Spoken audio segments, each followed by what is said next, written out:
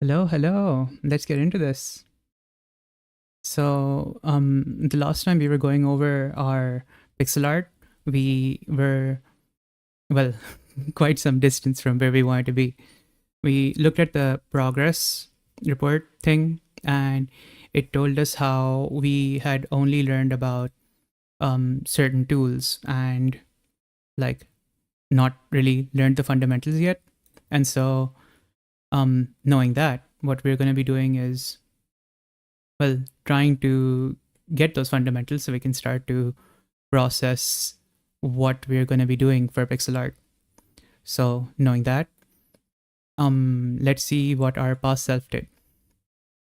We did a plan for pixel art which talked about what we want, what we as in, where we want to reach, what we do, which is apparently to play the game, assess the situation after playing the game, and turn it into a routine, which makes sense because the current goal is to develop a routine for pixel art.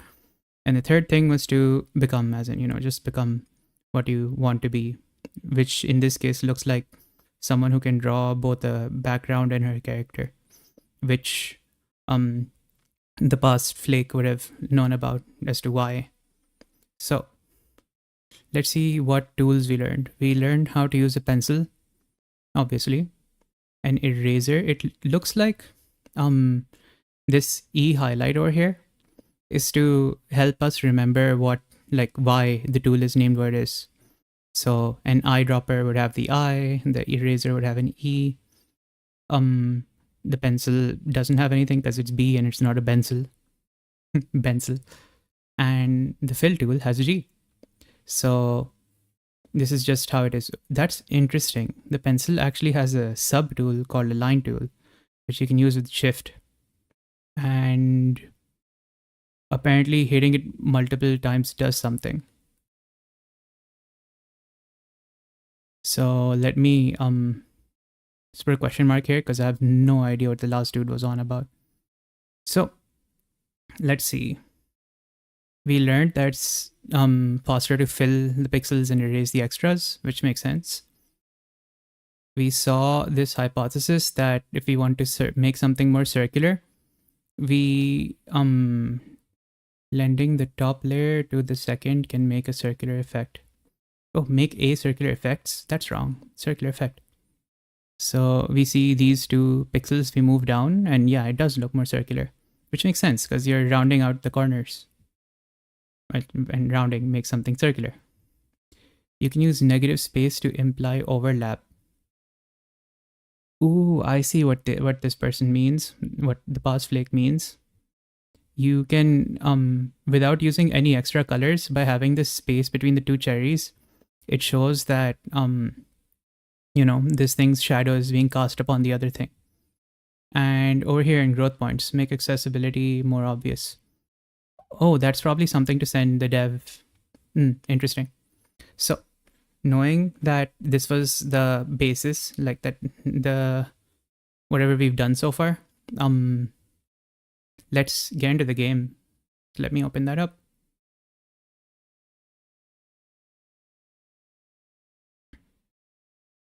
And as it opens, I'm going to consider I'm going to consider the notes. Ooh, the game opened on the wrong screen. There we go. How's that? That looks good. Wonderful. So looking at this, at the notes, it seems we haven't really done anything for the stream, and we were just like, what does this mean, practicing some pixel art? Who knows?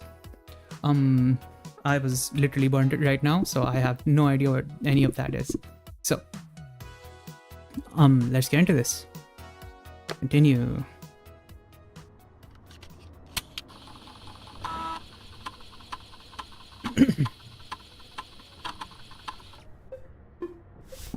Ooh, learn about shapes, learn about lines in pixel art.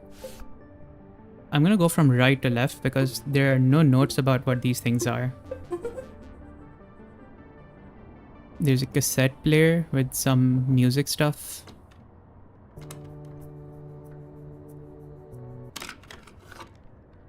We can pick our songs. Oh, okay, it's probably just like background music. Nice. Planning to add more elements of art during early access. Until then, focus just on lines and shapes. This will build your foundation before tackling harder elements, such as values and colors. Okay. Maya Angelou once said, "You can't use up creativity. The more you use, the more you have." Jessica Heish once said, "The work you do while you procrastinate is probably the work you should be doing for the rest of your life." Walt Disney once said, "The more you like yourself, the less you are like anyone else, which makes you unique." Okay.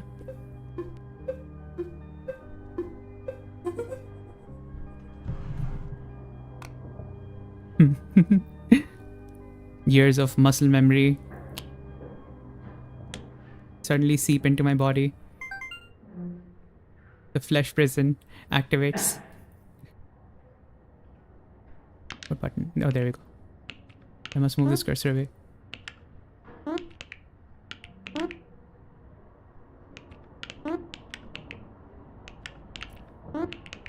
And another one. Oh, this is like a skull. The skull's like a vampire or something, right? It seems to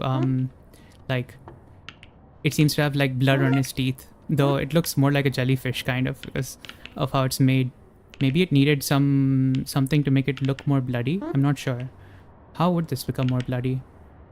I think it doesn't help at all that the skulls are connected that way. Maybe this these teeth are too big, or that every one of them has a little bit of red on it, which suggests more that like it's an appendage rather than anything like, you know, rather than something temporary.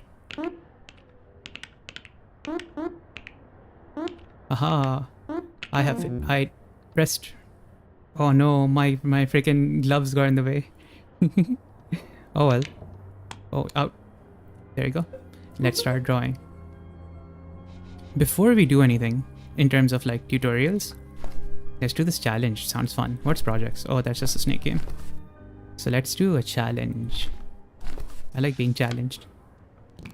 Ooh, wait. Check this out. So the past flake actually did this skull thing. Let's look at it for ourselves and see what we can do. Now, when working on something like this, what we like to do is we like to break it down into its constituents and then recreate it. So what this looks like is top row is empty, bottom row is empty, the rest is a square. This thing looks like a D, except it has this like, it's completely filled, and then the center has 2 dots down.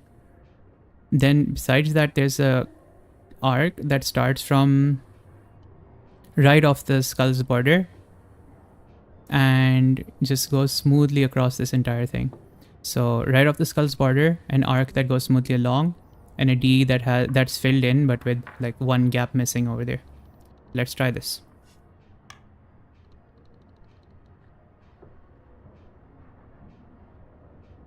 So we have a skull.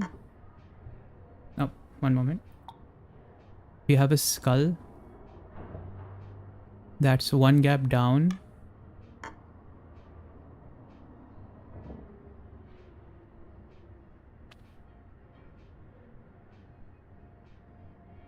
And let me fill this in. Oh, I mean, we can use the fill tool for this. Then it has these oops. You know, honestly, the fill tool made it look too easy. So my whole point here was, let me use this tool instead for the red thing. So that's too big. It's like 4 gaps from both sides. Yeah, we have a skull, right? And this skull is bisected from the middle because it has these 2 empty spaces. So Then it has this cute little button nose. We remove the corners because that's, you know, what gives it the rounded effect. And then knowing that this is the lip line, right? It should be that right below his nose, you'd usually have the top lip. The top lip in a skull is rotten away, so there is no top lip. And the cheeks don't exist, so as it starts pulling inwards, then instead of having what would be regular teeth, we have this like funky ridged effect with the skull. Now, what we know is that anything that connects, right, it needs like a shoulder joint type of thing, when, like wings intend to be like that. And we also know that there's like this D over here. So we have this shape, right, this D, that's like completely filled in, and we had these two gaps. Now, remember how I said it arcs from right out of the skull's gap, which means this would be empty, this would be empty, this would be empty, and we'd hit one here. Similarly, if it's arcing, it's gonna either go this, or this. So I'd imagine it's this. Similarly over here, I'm just gonna mirror everything on that side.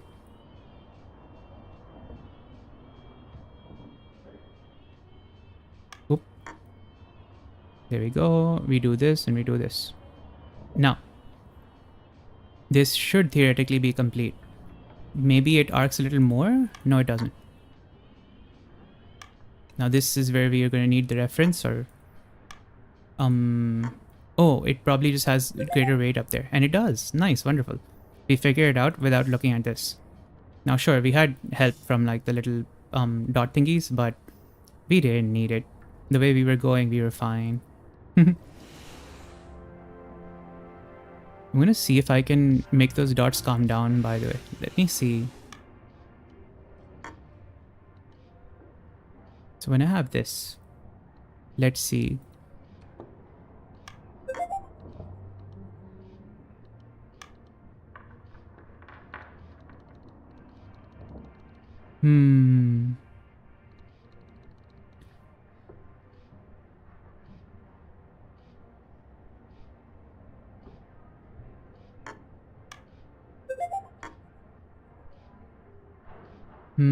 How do I make this like not be as abrasive as it is?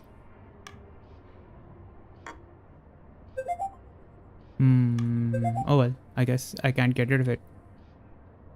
Let me add that to my growth points over here.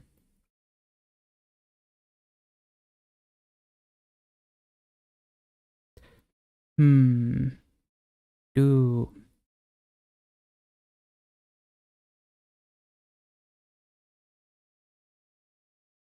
setting. Oh yeah, what we want to do is we want to keep it not slanted. We want to try putting in try putting even spacing between our letters, because we're trying to get better at that as well. So we want to keep very structured shapes so that we can improve our handwriting.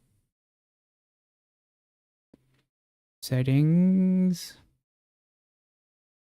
So we try to fight our tendency to slant as much as we can. Settings should what was that? What should settings have? Oh, these are like sticky letters.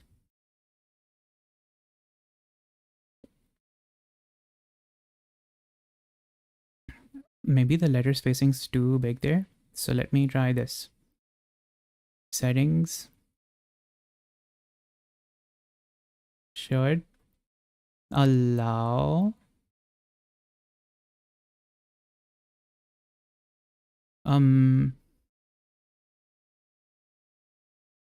turning off what was that? Dot helpers, I guess. Dot helpers entirely.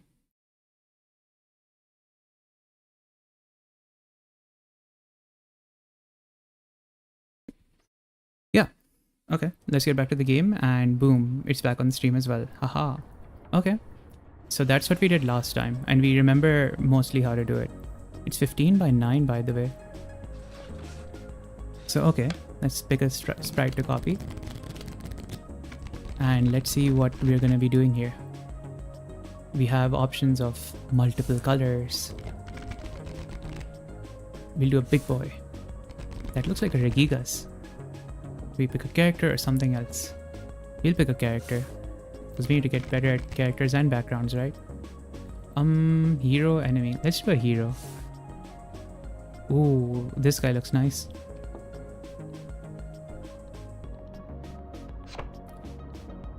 Simon Steph Snez, Snake Anderson, Owlboy.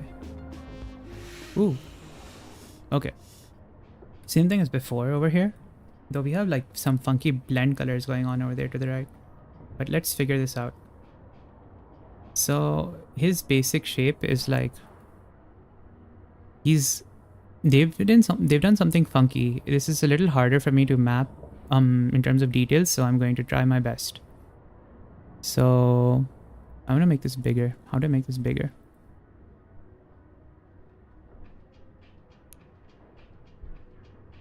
Can't I make this bigger?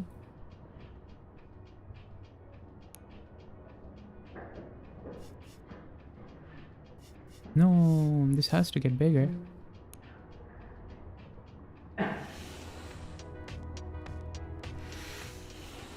Really? That's unfortunate. Maybe by holding a button down?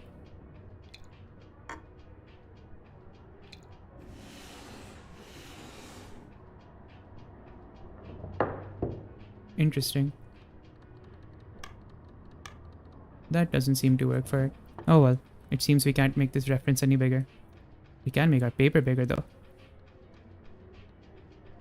So let's try this. This thing has like 3 gaps down for his head to start, right? And his head goes for 1, 2, 3, 4, 5. I can't tell. 1, 2, 3, 4, 5, 6, 7, 8, 9, 10, 11. Actually, no. Let's not do that. That counting is illegal. Let's do percentages, proportions.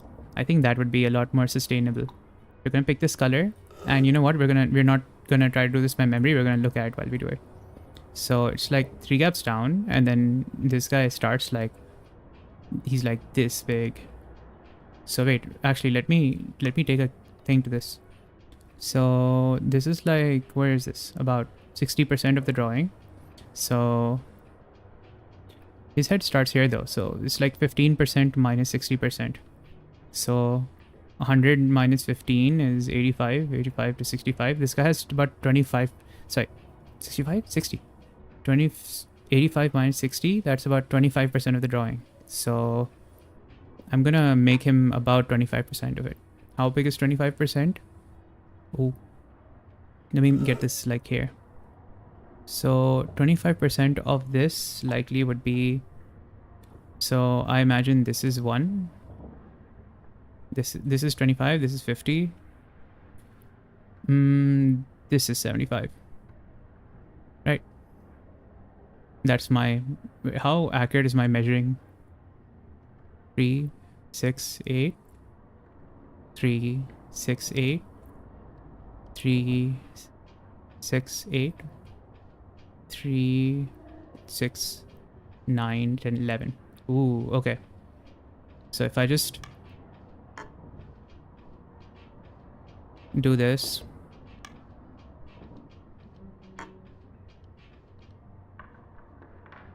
I don't know, do this, do this, do this, and do this, right? Maybe this is closer. Oh well. I'm just going to fill in these gaps, and now I'm going to start thinking.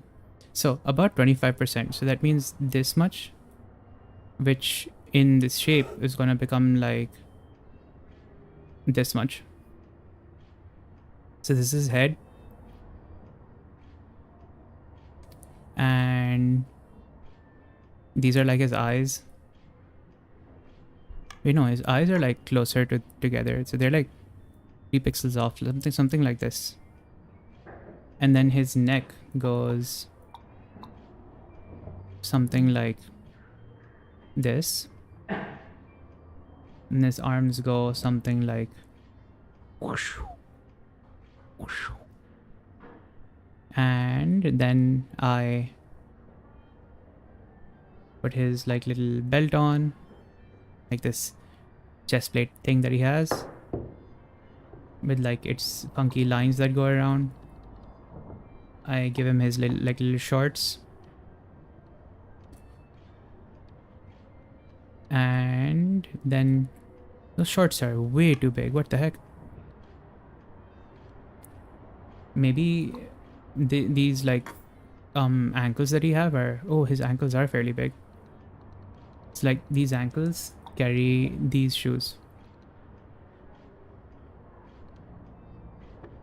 So it's something like this. This is his general thing. Oh, and he has like these little feathers that come up. And now I raise like these guidelines. So this is his general figure. Now I need to actually make him properly. So this thing seems to be like kind of cell shaded. So there are some like black lines over here. But then we have this like middle cell shading thingy, which I guess it's like anti-aliased. So this anti-aliased cell shading thing seems to be filling these spots, and is generally wherever he has skin. So any place where the skin has like shadow on it, that's this anti-aliased blackish color.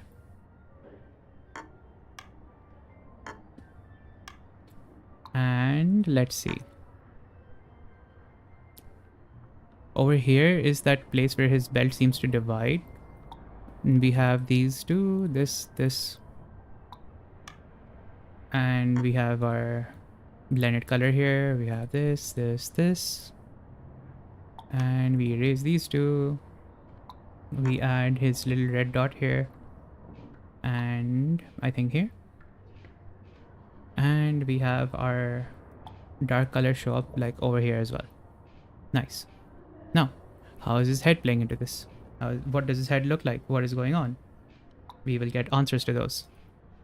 So his main color is this like cool brown over here.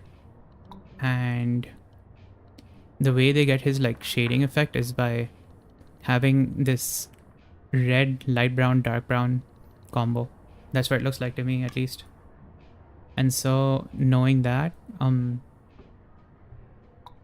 let's see.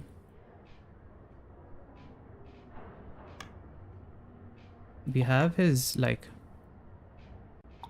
I'm actually very lost regarding I think this is way too hard for me to have taken up this early on, but you know what? We ball. And we'll come back to this in the future as well. So right now I'm doing a lot of essentially copying. So that, and this can be a helpful exercise too, since it'll kind of show me just how much can go into making a design.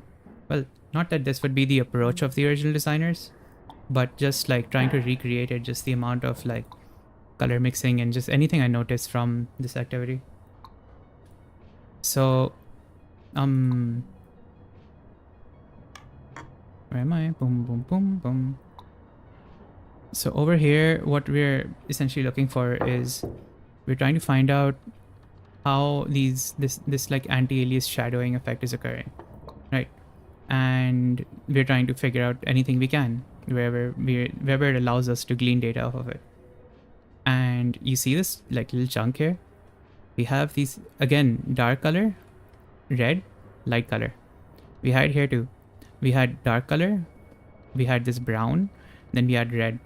It seems red is like his main color, and this light brown is wherever the light catches, and this dark brown thing here is wherever it's just like a tinted black essentially, which is being caused by anti-aliasing, I mean. So we have, this must be like a section of his face. Oh, this must be where the eye was. So if the eye's here, no, this isn't where the eye was. What? This is what is this? Did I like bleed into his cheek. So does that mean this is his eye? No. Where the heck is his eye? I am lost. Haha, get it? Haha, classic comedy. Like and subscribe. I am lost. Sorry, wait. I need to do this. There you go. Okay.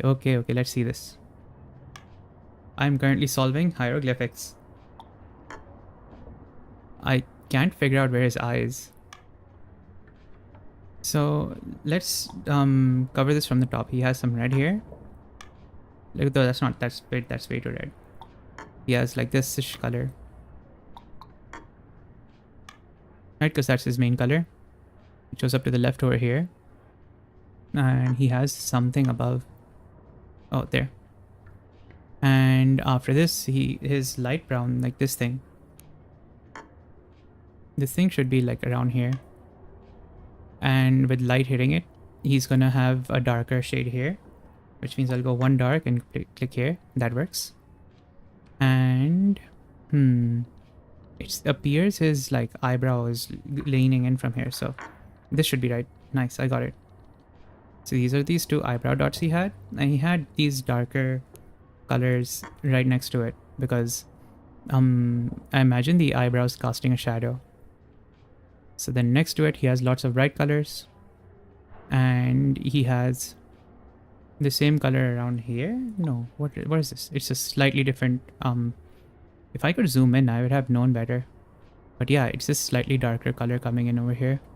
Then above it, is that more maroon over here? Odd. Okay. So that's how he created this. It's like a straight line of brown here. Like imagine the person had like this and this, right? And then the devs decided to darken it a bit to give it that anti-alias twist. And the same thing seems to happen over here to the right, where it keeps going down over here, down to an eyebrow. So it crashes against an eyebrow, but like this is different colored. I suppose it's because there's more light hitting it, and so it becomes more like his hair's color. And so where did it start? It's this star over here. So it's a brighter color. It's a little hard for me to tell apart though. The relationship of colors is defined by, I mean, the way a color presents itself to us is defined by its relationship with its surroundings. And currently, its surroundings all look the same to me. So its relationships are being like torn in tatters. But it's all good. So we have this, what the heck is this? What is going on there? We have that, oh, that's his ear. That's the dark section on his ear. And this, like, this, where's this, like, island that he has on the back of his head? Wait, maybe I should zoom out so I can see it better. So he got this anti-aliased ears. We got his eyebrow number 1. We got his eyebrow number 2. You know what? If we set his eyes, it should give us more context as to, is it just like dark? Is it this as his eyes? No. It's right below his eyebrow here, so it's this. That's very interesting. I thought his eyes would be black, but they're actually shaded. They're the other color, but it's because it's next to the bright color that it appears to be like this, like very funky color. And that's a very interesting side of it, like piece of its design. So the eye is connected to his nose, and his nose goes like here and then here. And then in that nose, there's a darker red which goes like this way. But that dark red is actually this one, which is the one he uses for his fur. Ah, I'm so confused. But once I'm able to simplify this design more, I'll be able to, or at least go through the class for anti-aliasing. I think I'll understand more why these design decisions were made. Because a lot of colors right now look very random to me. And as they should, you know. There's a saying that a boxer, right? When a layman sees a boxer, do their punch, all they're able to process is that, boxer did big punch and person got knocked out. But in actuality, The boxer is doing a lot more than just that punch. The boxer is, you know, maybe doing some mind games, some wind up, some like just a lot of stuff playing in there. They might take a hit on purpose. You wouldn't know that though if you're like a beginner. And that's kind of where I am in pixel art. I can like maybe like understand some things in an artistic sense, right? Because I've consumed art, but I don't have the technical understanding right now. So for right now, I'm the boxer spectator, and this pixel art is this pixel art is the boxing. And there we go. This thing's hat looks like, this looks a lot more in place now. It looks so nice. And we've just begun. Now we get this, and we get his like nice little thing here, and we get this here, and that's his face. And we have to fix his chin. So that's his head. And then he has this like cute little cheek that's coming out here. And we also have this red colored. Okay. Have I guessed it correctly this time? I think it's this, and it goes from down here to here. No, I have messed up a little, but it is fine. Why is this dark here? Oh, it's because his the side of his head, when it's curving, that like little dot is that darkness. And this was actually bigger. And what's a star? Boom. And now he needs his little cheek, because I can't leave him looking like this. He's trying his best, and so should I. So I'm gonna hit it with this. Oh. Oh gosh. Okay. It's like this, except I got the color wrong, but it's the thought that counts. I can't tell the difference between this and this without zooming in on that. Because even now, right, it looks like very similar to me. So let's get this. Oh, this is darker. There we go. Now he almost has that cheek appearance that he's supposed to have. I give him this, and oh, okay, there you go. Because it's like touching this light part of his skin, right? And so the light should hit it. So this is actually, wait. So basically, what we're working with here is we have his color, right? And this is the shadow, and this is the light. And then we have his nose color. And that random dot on his thing, is that like a slipper or something? I don't know. We have his nose, we have his shirt, we have his khakis, but we also use that same color for his face. And the face, wherever it hits a light, right? Wherever the face gets a light, it's this. And this is the shadow. Interesting. So wait, no, actually, that would make this the color. This would be the light, and this would be his face's color. So over here, we essentially have 3 palettes. Well, this is not a palette, this is just his nose. But you know what I mean. And so with these 3 sets of colors, they make everything here. So base color, okay. Let me try to figure this out in terms of lights and shadows. This is base color. His base color seems to appear up here. The light hits his face, it looks like, right? Because the light is like this direction. So wherever the light's hitting should be bright. So let's try that. So the light hits this, his skin, right? Where it bleeds into shadow is over here. And then the shadow itself is this.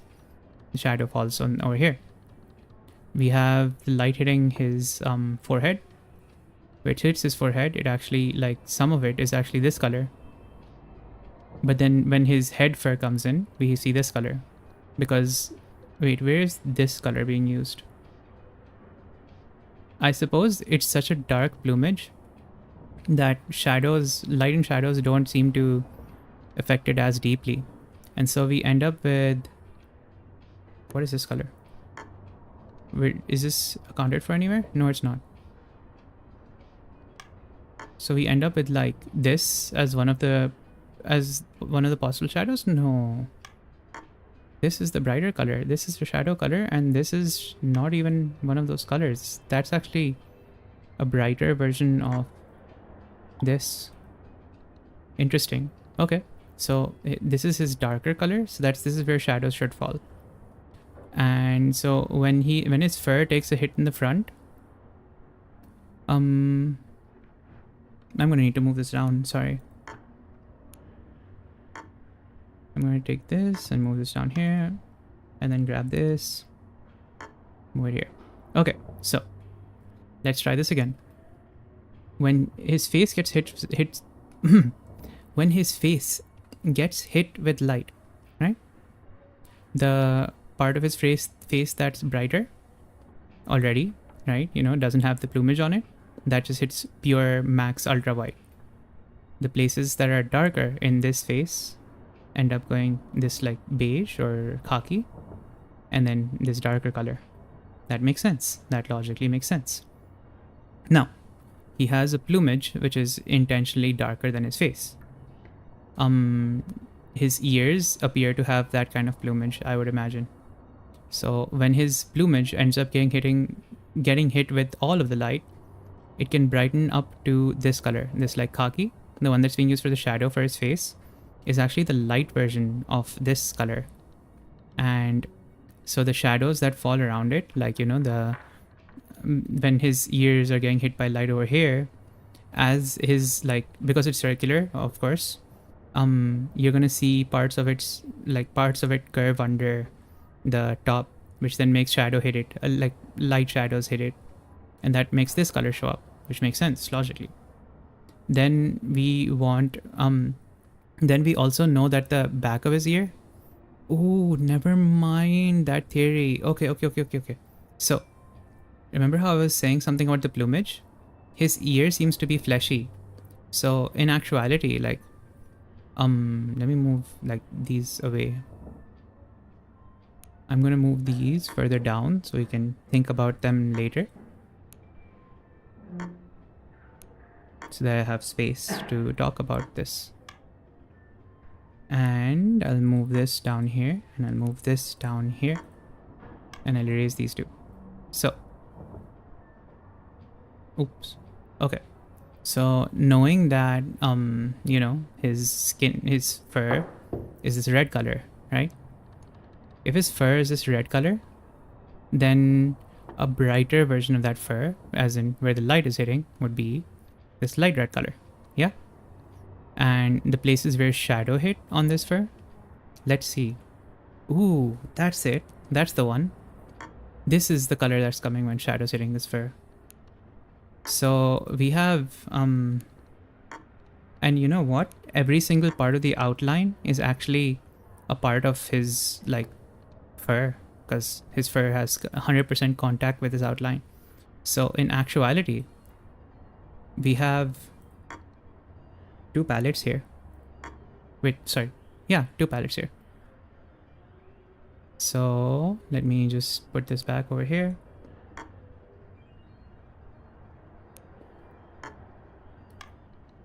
And let's move this all the way up. Oops. So we have our light palette here, our dark palette here, and then we have the details, the accessory palette over here. And so let's reassess what we are talking about. The light palette is being used for his face. How was the light palette used for his face? We have light hitting his face. We have the shadow coming off of it. We have a darker color, which is being used to accentuate some of the shadows. And we have this, like, unsaturated version of this. And I don't quite... Where is this being used? This is being used over here on these, like, weird details. I don't understand why they... Okay, wait, let's see. It's bright color, right? We have max bright. We have second. And then where is this third one? This third one... Ooh, okay. It's to make a difference between the this one, like, going towards him, I guess. No. Face, flesh, here. Be three different things. His flesh has medium, medium dark, and sat. His flesh has bright, sat, medium, and that's it. So his flesh is this, and his fur is this. Nice, okay, that works. So got it. Let me actually then map these over here. So we have three palettes. His flesh, which ends up with a much darker color in its complete shadow, and his fur, which like face, which has more saturated color in its shadow because it doesn't hold color of its own. So even when you darken it, it's a lot less bold, I suppose. Meanwhile, his flesh, it like transitions into the fur, so it like gets this deeper color as it transitions. So that makes sense. So this is the transitory color to the fur, is it? Let's see. Fur, dark, fur, dark, fur, dark, fur, dark. Fur, dark. Fur, dark. Okay, yeah. This is the transitory color. So let me actually place, let me place this over here. Wonderful. And that even makes sense over here. Yeah, I love this owl. It is adorable. And it's also quite a challenge. So I was looking at this guy, right? And I was trying to understand, like, there's so much anti-aliasing and like deep pixel art magic going on here, right? So I was trying to uncover the dark magic that's being used here. And I was like, why is this like dot darker? Why is this dot darker? What's going on here? And so I was testing a bunch of theories just now, and I was like trying to see if they're using a different set of palettes for different things. And so at first I was like, theory 1, that we have face palette, flesh palette, and hair palette, right? So then I was running that theory, and when I tested that theory and just like kept comparing different places of his face, turns out that theory didn't hold up too well. And the reason why is because this color here, right? This color only ever shows up in places that are transitioning into the fur. And so it's actually theory number 2. His face and flesh palette is the same, which is these 4.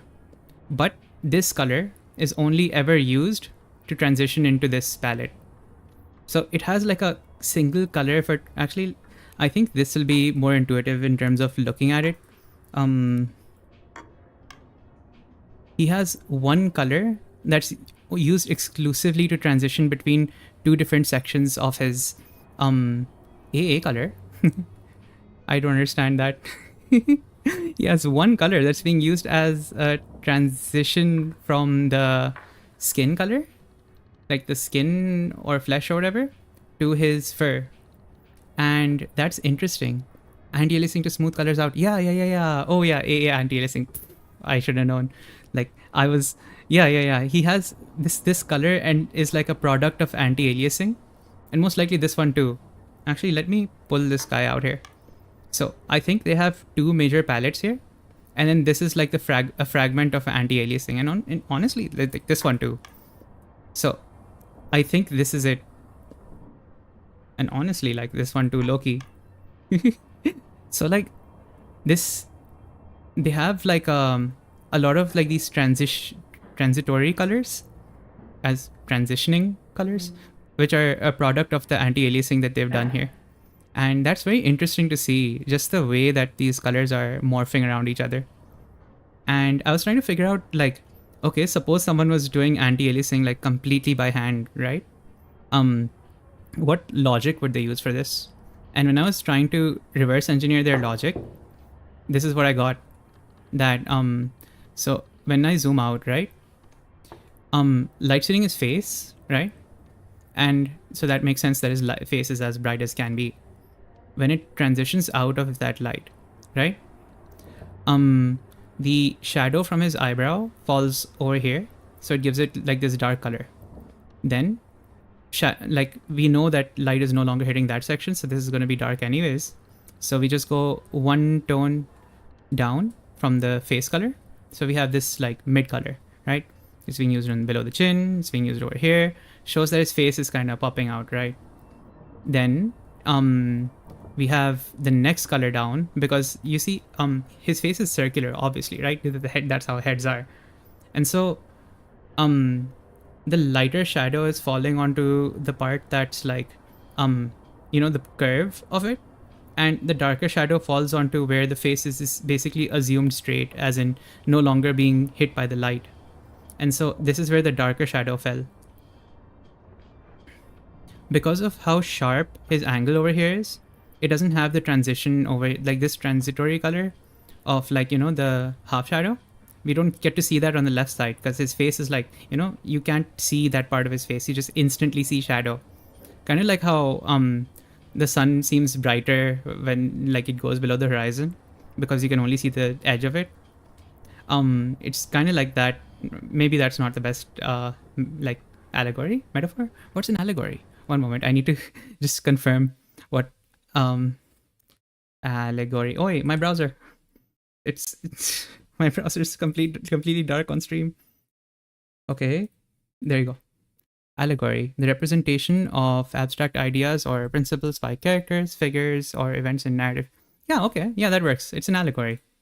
So the the allegory of a sunset is what I'm using to describe the way that shadows falling on the left side of his face. It just like immediately switches to dark, which is an interesting thing that they did here. This specific like half-tone black has been the bane of my existence here, but we will learn more about it as we continue moving on. And I find this really interesting how this guy's face was basically made. I ended up hitting my eraser here by mistake when I was talking, and now I don't remember what color is supposed to go here. Oops. So, where were we? Let's get my hand tool back up. And let's start filling more of his colors out and figuring out why. I feel like we understood a lot from the head up there, but it's a lot of theories right now. So we'll... Oop. No. Those weren't intentional. We'll end up compounding upon it as we learn more about this thing. Anti-aliasing is such a rough topic. And here we go. We get this and we put this here, put this, and I start like filling these out rather than doing anything intelligent. See, the intelligent part of this is gonna come once we have the prerequisites. For now, it's a lot of throwing stuff at the wall and saying, "Does it stick? Please, I'm trying."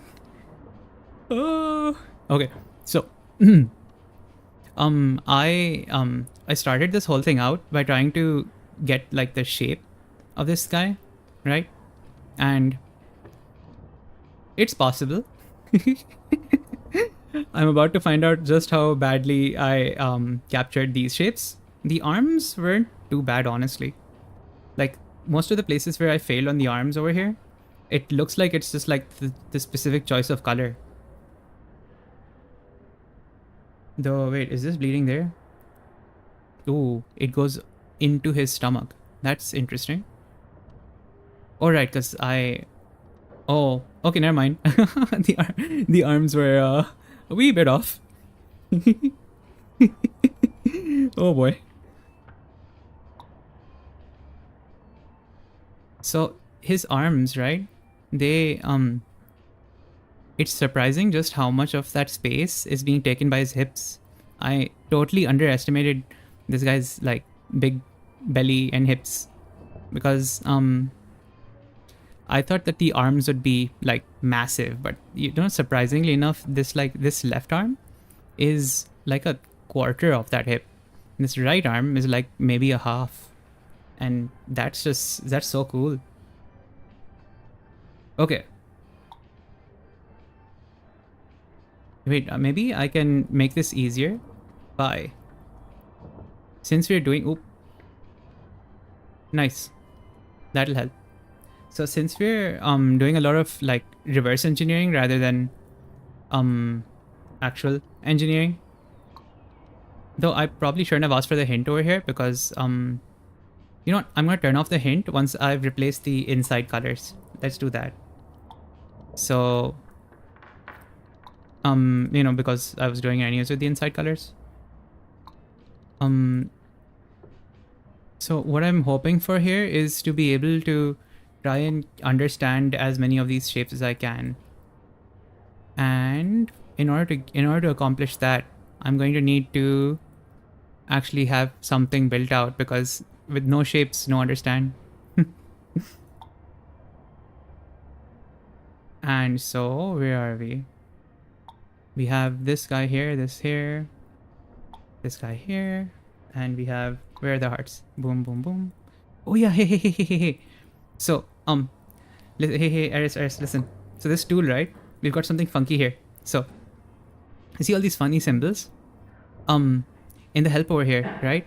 We have an option to change the hint style to symbols rather than dots, which like is such a good thing for people who are, for instance, colorblind. And I just think that's so cool.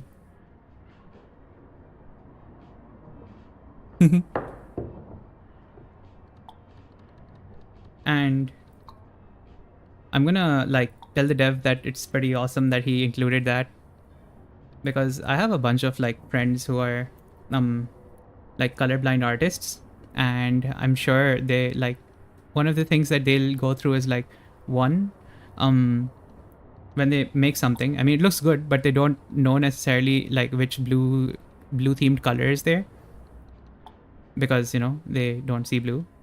And two, when there's tools that tell them to draw something a certain way, they can often be a little abrasive. And so having these shapes will help them understand like the difference between, you know, what to us would look like gray and slightly darker gray, which is like, you know, becomes like, this is so irrelevant, why are we doing this kind of difference of color?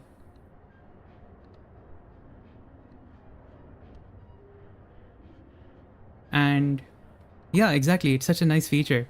It makes me really happy to see, because I can just imagine like, I mean, this is paid, so he won't have the app for this for a while, but if he gets to start learning pixel art, he'll have a great time knowing that this exists. And besides that, it's just generally like, it's really satisfying to look at. So over here, let's see. His shoulder followed the exact same like concept as his face, which is, this is the core color. Oh, let me get rid of this stupid highlight. Okay, so his shoulder followed the same concept as his face, where this is the main color, right? Let me pull the palette up. Oh, we can resize it. I just had to go to the corner. Oops. Okay, so his shoulders, they get hit by the base like color, because they're like not being hit like directly by the light, but they're not in shadow either. They're just like is it getting hit by the light? Yeah, they're like mid-toned, right? They aren't bright or dark. The places where the light hits him is on his arms over here, and this is where, like, this is the light tone that we talked about over here, just above the dark color. And then little specks of anti-alias mixed colors are over here, where we have, let me pull this down, this is annoying to keep scrolling up to. So we have this, we have this. Oh, this should not be too close. Why am I going up there for that? I can just pull it down here, because all the colors are right here, right? So if I'm talking about them, then they're gonna be here. So anyways, remove all of that. So over here, this is the midtone, and when the midtone gets hit by light, it goes, let me, Let me move this to the side because it's an anti-aliased color, and let me move this down here and there. Okay, this is the midtone. The midtone, when it gets hit by light, it makes this color, and then sections of it which are like, you know, kind of in between, kind of maybe absorbing more light, and are like this anti-alias color. The black outline that he has also ends up mixing into this anti-alias color, so it becomes like brighter than black, but like some different mid color. And that just generally holds true in this whole shape, where the whole arm exists like this, and the section that's covered by light, his whole arm, like this outer part of his arm, is over here. And you know what's funny over here is that the mid-tone is hitting the entire part of the arm, I mean almost the entire part of the arm that is alongside his body, which makes sense because when your arm is alongside your body like that, it won't be catching as much sun, I suppose. And so the part of your arm, sorry, I keep looking at my arm when I'm talking. The part of your arm that's further out from your body is likely going to be the part that catches the sun, and so that makes sense. That logically makes sense. These anti-alias particles make no sense to me though, because okay, I understand it like being between the two tones, right, or between mid-tone and light tone, but I have no idea what these two pixels here are doing. And you know what, we roll with it. I guess it's because, yeah, when the arm's curving, it needs to return to shadow, right? But it's part of the light part, so they decided that instead of, wait, let me try something. Let's check this out. So when I zoom out, I see. Okay, so when you zoom out, right, it's a little awkward for there to not be like these jags that exist in the light. This thing's erasing or dulling those jags. So anti-aliasing here is being used to eliminate jaggies. And you know what? The moment I said that, this entire chunk made sense to me in one go. So this anti-aliasing that's occurring here, right? It's eliminating all the jags on this lighting. And that makes this entire patch make sense, right? Because light bleeds off of the core lighted area, and then these like jag eliminators show up. The reason there's nothing here is because let's see, jag, right? Okay, so diagonal has these bits covered.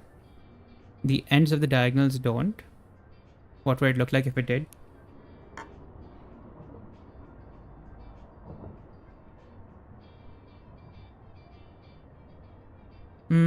Honestly, not that weird. But actually, there's a reason why. Over here, right? It would be in contact with this dark block, I suppose. What about this one? Why is this one allowed?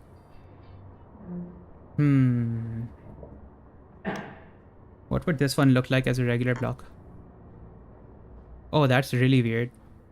Okay. So I guess it's because it's surrounded by 3 light blocks that it overpowers this one dark block.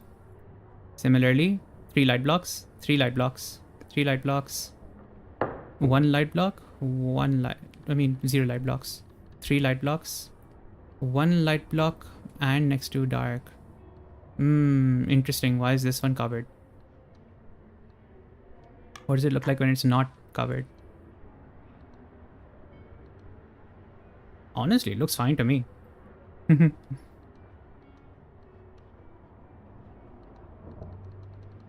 I guess it's because this shadow isn't falling like on it. Its shadow kind of ends before this even starts, and it ends up capturing this like light that's coming in, right?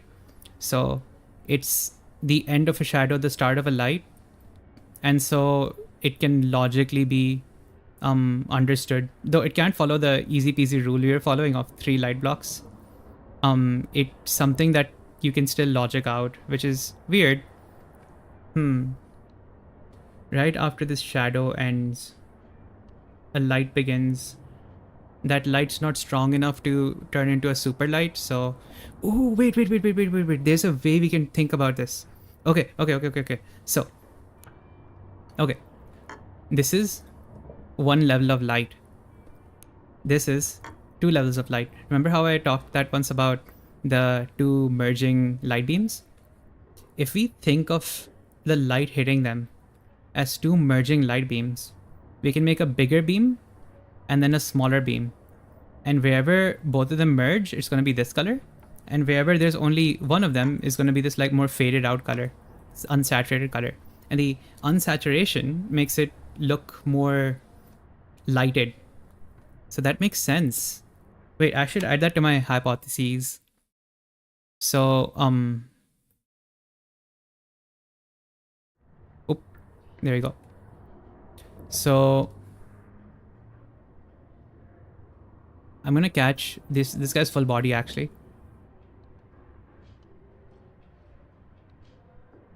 And then I'm gonna paste him to concepts. Yo, he's too big. Okay. I'm gonna make him a little big boy because I'm gonna need to nitpick. Oops. Okay, let's grab this guy. And let's put a little tree behind him.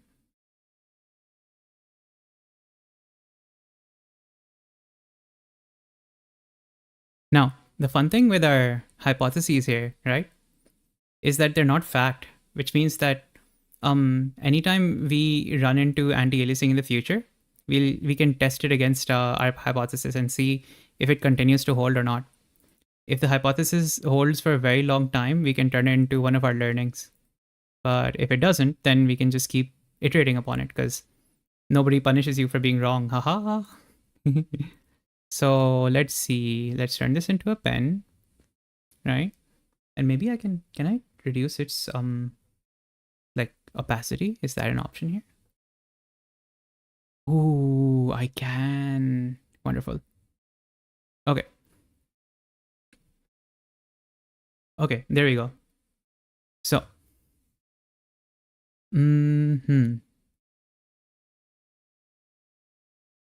that's 7 and that's 8. Okay. I'm gonna circle this section. Never mind. I'm going to actually make another screenshot of that because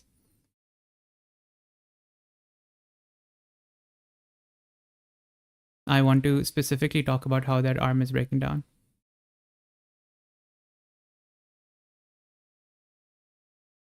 Actually, I have to do one more thing. I'm going back to the game. I'm going to turn all of that dark. Oops, that's not supposed to happen. I'm going to turn all of it dark, right? So that we can recreate this.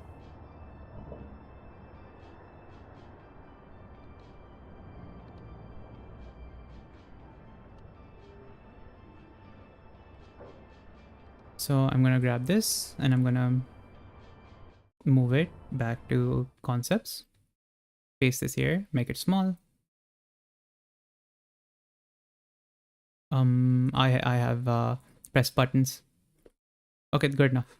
So over here, we have light hitting it from like, so there's a huge circle getting hit here.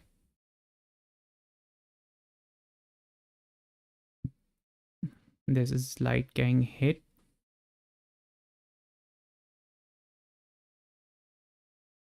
Some of the light gets blocked here.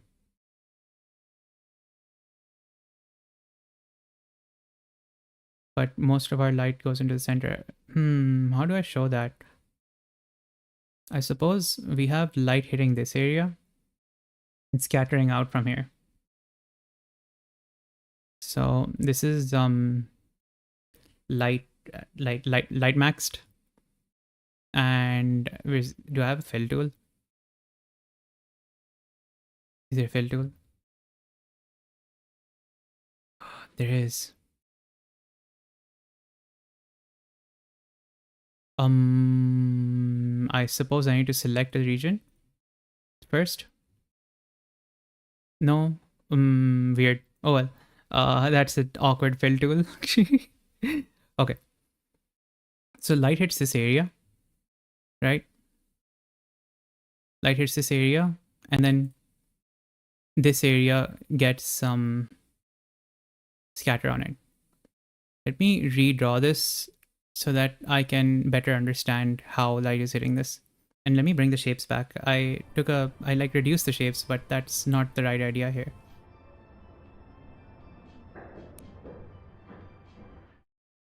Okay, I'll get rid of this. I'll erase all of these splotches. I'll bring this back in here. I'll make this small, and let's think about it.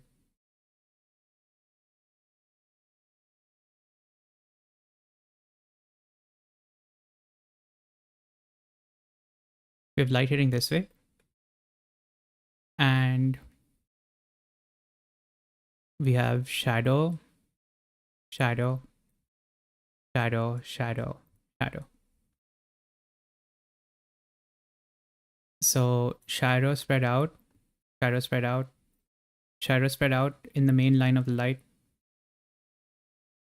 No, that doesn't make sense. Maybe I cover this entire region with some light, right? And then figure out where the shadow bleeds into it from. So if I have this entire region with light here, right? And I have some shadow bleeding on. We have this. We have this. Ooh, shadow goes the same direction as the light. So since our light is going that way, our shadows should be going that way too. The only reason this is an exception is because it's curving. So this curves around. This curves around. And what about these two? These two are just out of the path of the light. So, okay. That accounts for like all of them. Damn. Okay. So in like what way is this functioning?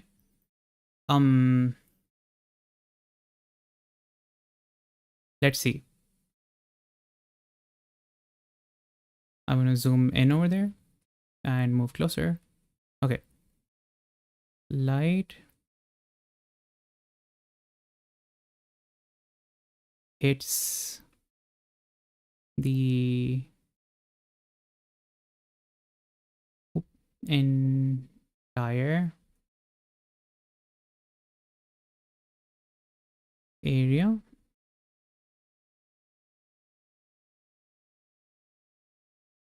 Scatter conditions are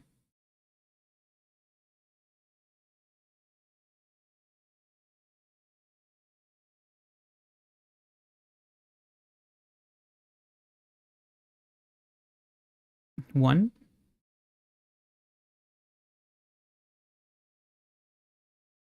Shadow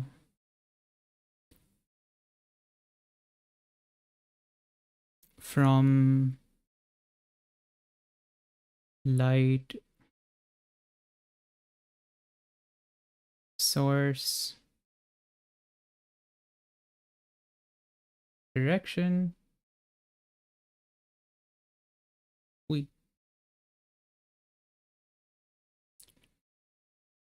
Direction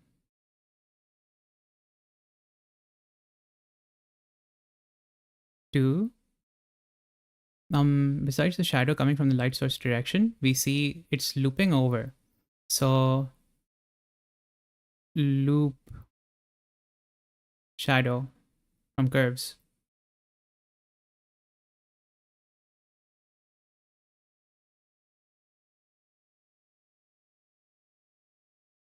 And 3,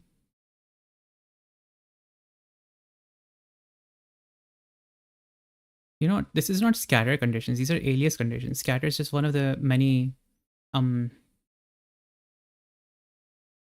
is it even alias conditions? No, it's to blend. These are blend conditions for the light to reduce, but still stay light. So blend conditions. So these are blend conditions, and I should be able to grab this entire word. Can I make it a square instead of this? Like, one second. Where is its selection? How do I convert my selection to be regular selection rather than... Where's my selection options?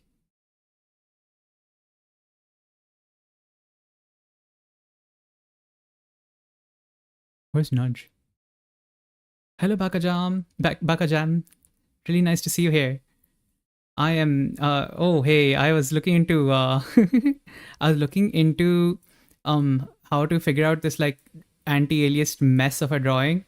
Well, not mess, it's such a nice drawing. But what I mean is it's challenging and I am rising to the challenge.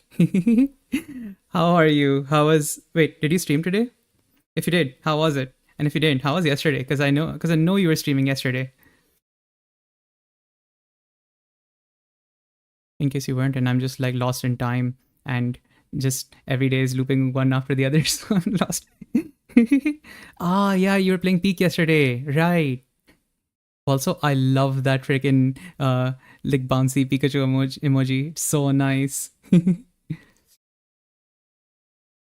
So shadow from the light source direction, the shadow's looping around, and so because of the curve. And this one is from the... Oh yeah, just out of light path. And so I write that there. What do you do in Peak? How far did you guys get?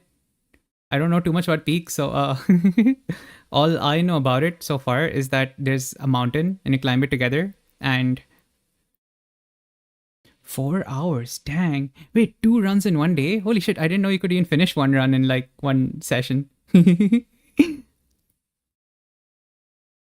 Is there like different mountains in Peak? How does that work? Out of light. Same. These emotes are so cute. Out of light path. There we go. Oh, just to let you know what I'm on about, right? So I'm taking notes of this like game, right? And so far we've looked at what we want to be. We've looked at what tools we've used so far. We've looked at any learnings the game gave us, and then we're making our own hypotheses about things. Currently, I haven't done too much, which is why there's like nothing here. Oh, and growth points are just like anything I'm gonna tell the dev once I've finished. 4 biomes until... Wait, did you get through all 4 biomes? Or was like one run just making it to the top of one biome? So I made this so I was following the guide to make this, and I have absolutely no idea how this works because it's like such a mess of like anti-aliasing and shadows and light and all this like dark magic that I have no idea about.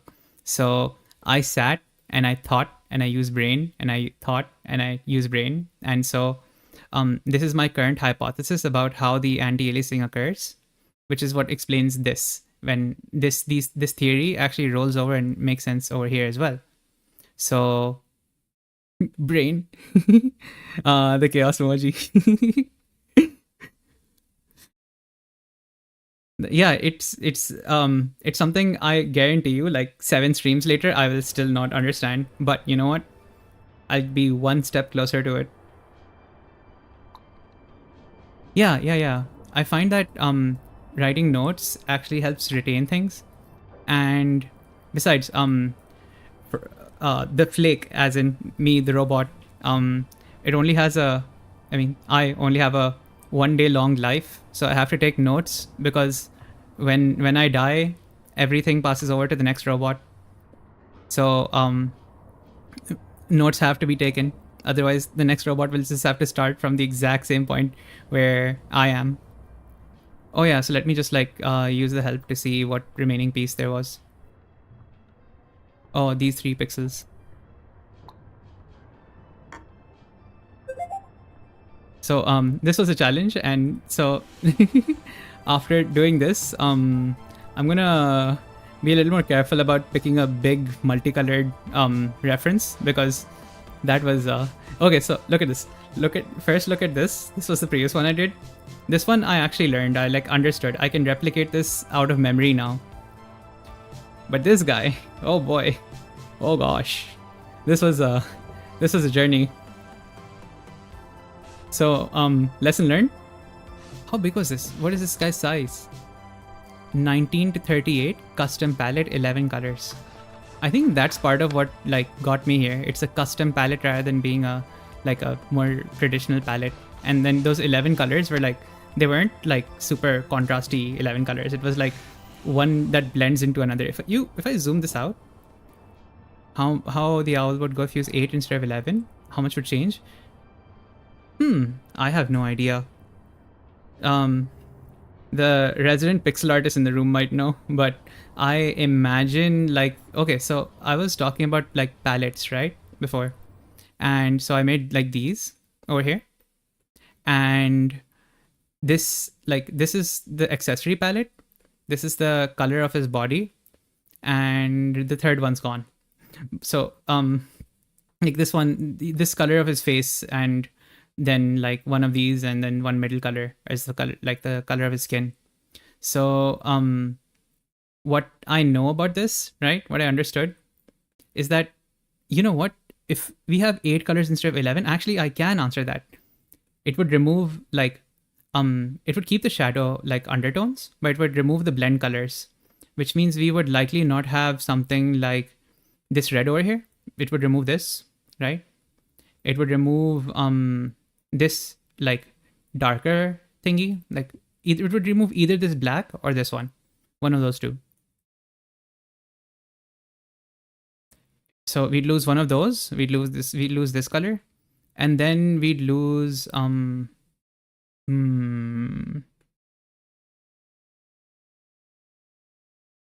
probably like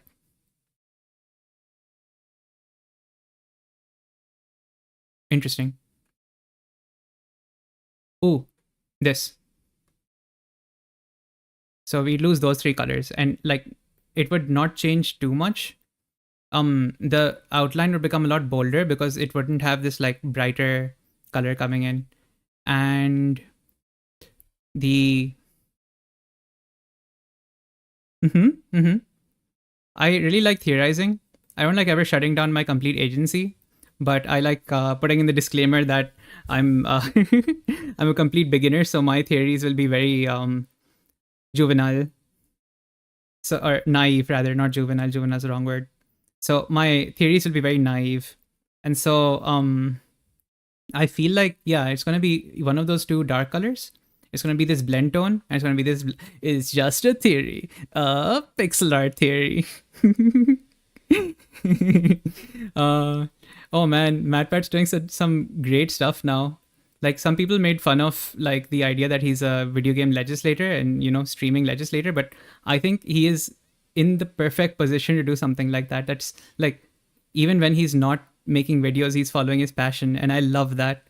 And well, no bias that he's representing literally like us, all 3 of us right now are people that benefit off of whatever MatPat does. But like, so no bias from there, but like really it's something like, even in concept, it's really amazing to see that he's, even after he's done like with his main content creation stuff, he wants to see a world where there's not just protections for content creators, but there's better content so that like his daughters are able to live in the same world full of love for life that he lived in when he used to watch YouTube as a kid, and less slop on YouTube.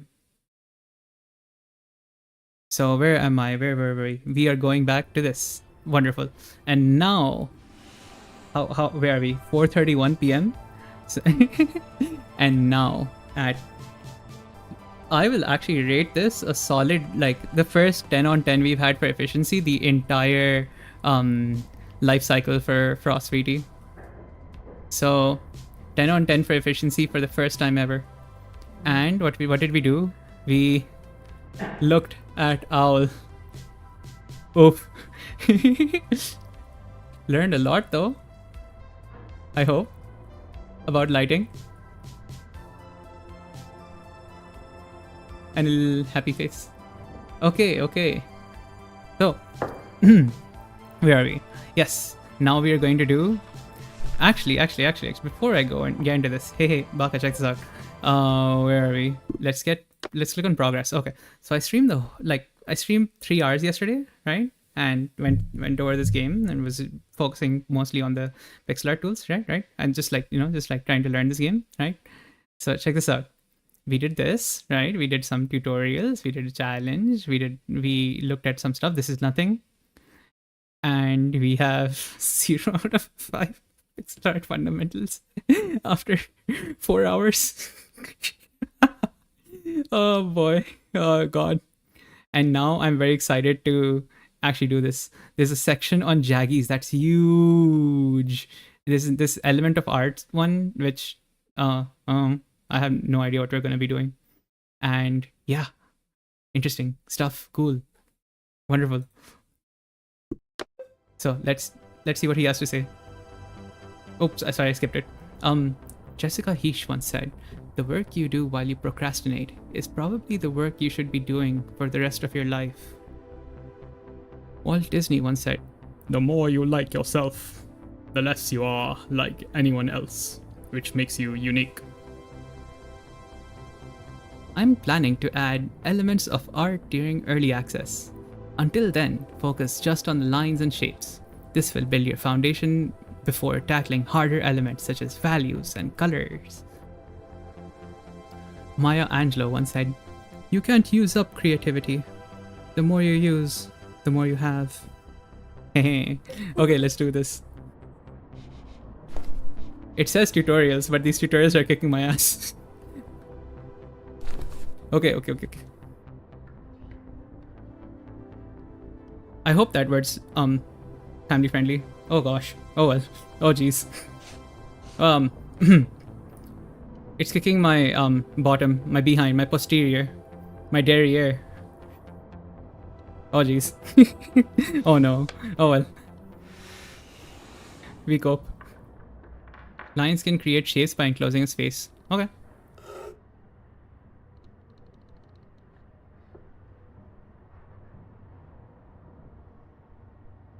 We have shapes.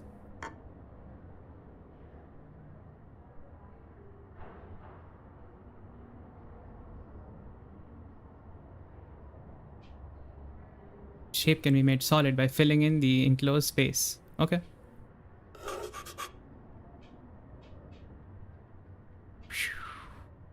And then I bring a pencil and I fill this.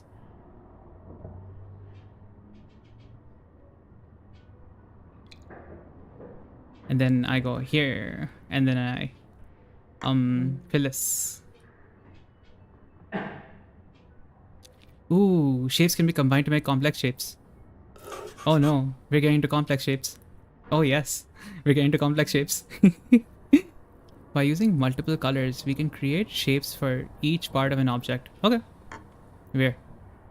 Ooh, okay. So we have our white color. And we have our square. And we fill the square. We fill this. We put dot here. We make our little squares here. We make this one blue. We fill this and we fill this. And now we have this wonderful house. Outlines can use different colors. Ooh, okay. So we do the same thing as here. I'm gonna fill the outline later. It's fine. Then I do this, fill this up, and then fill this, and then color this red. And then I make this like, this is supposed to be dark brown. And then I make this orange. Why am I filling it like this? Who knows? And then I make this, and I make the square, and then these two, and then these two, and then I make this, and this, and then I make, oh, it's done? There was, my outline. No, it's not done. It's not done until I say it's done. But wow, this house looks so nice now. The power of darker outlines, what the heck? You know what?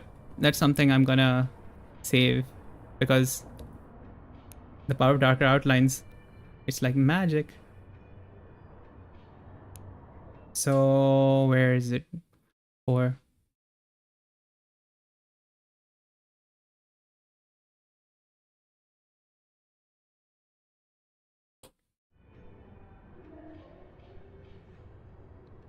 I'm gonna just paste this there, and then this one here. So Baka, do you have much experience with pixel art? I remember you were doing art last time I was on your stream. I don't remember, but I don't think it was pixel art as far as I remember. But have you gotten into it before?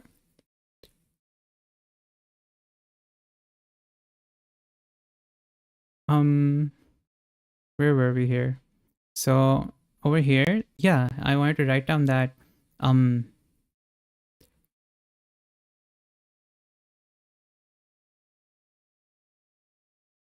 adding shadow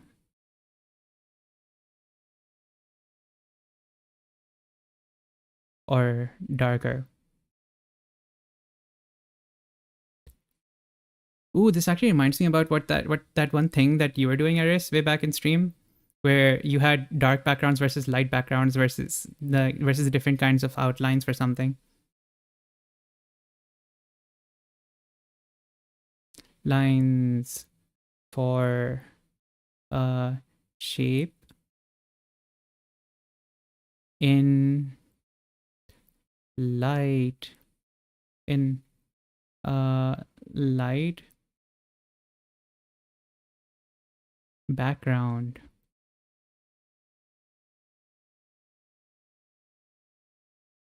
Really makes things pop. So where were we? Here we are. Drawing basic shapes in a lighter color can serve as a placement guide. Oh gosh, are we going to do sketching? Let's see. Oh, we are. Okay, this is so cool. This is so cool. Okay, so we are roughly mapping out what this shape is supposed to look like. And let's see how we're gonna do that.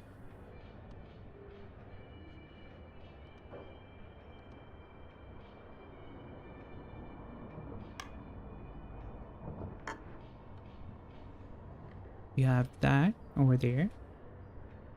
We continue our line up here, catching all of this. Then we make a nice little circle here. The circle catches this entire thing over here. And there's another one down there. That's the little bush. Though it is a little odd to use a circle for such a spiky little boy.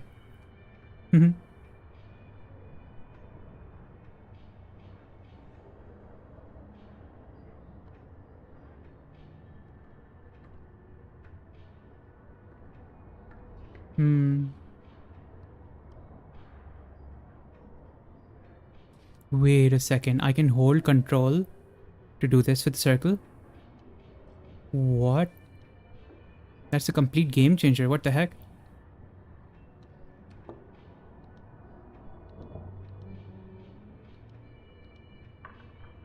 Oh, if I leave control, it jumps over there. That's funny. Wow, okay, I need to note that down. What the heck? I was not informed of this magic that exists over there. Oh, black screen? Oh. Oh, wait. This game keeps catching me this way. I don't know how this happens. But you know what? I have an idea. I'm going to add every possible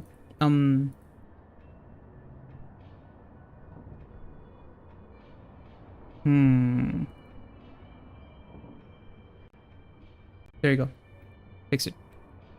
Oh. Okay. So where were we with the game? Yeah. Thanks for letting me know, Eris. This keeps happening to me with this game. It's this game's a little challenging. Okay, so where were we? Yeah. So, oh yeah. I remember what I was going to note down. So, over here, there's a shapes tool, right? And it has no keybind. Oh, I took off. Wow, I took off my glove to pick up my drawing tablet pen, and then put my glove back on after passing that pen to my other hand.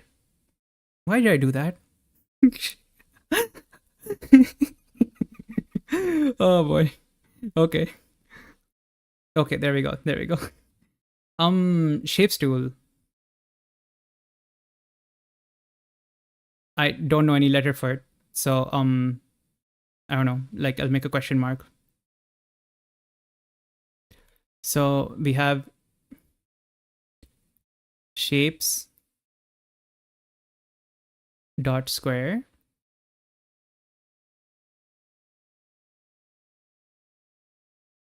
Square. Shapes dot square. We have shapes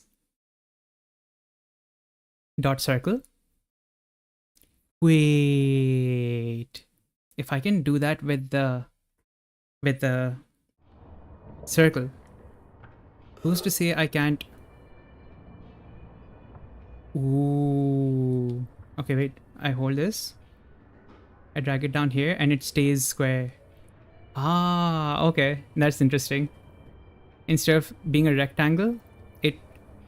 Wait, does it maintain aspect ratio? No, it's just square. That's cool though. Oh, that's actually the same for both of them. So shift makes it maintain its form, and control lets it start from the center here. What about control over here? Ooh, okay. That's interesting. Nice. So control centers it on starting pixel. Nice. And this holds for both shapes, so I can just make the same note for both of them. I did it again. I took off my glove to pick up my pen, and then put the pen in my other hand, and then put on the glove so that I can take the pen back from my left hand so that I can use the pen. Why?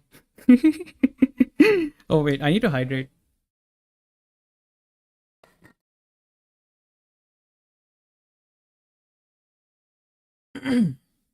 There we go. Okay. So, let's do this. Where's my mover? There it is. And I'll do this. I'll use a different color for this because plus CTRL. What does it do? So control was center pixel, right? Does control and shift both work together? It does. Interesting. Very interesting.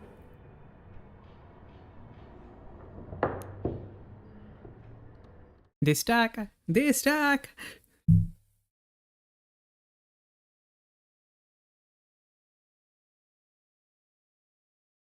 I would have actually like saved a lot of time if I knew this before. I should add that in the growth thing. So control, there's alt as well. What does alt do? Hey, alt isn't doing anything for this one. Sad. Alt turns on the dropper in this game. Maybe an Asprite. So where was I? What was I thinking? Right, yeah. So we have control, which centers the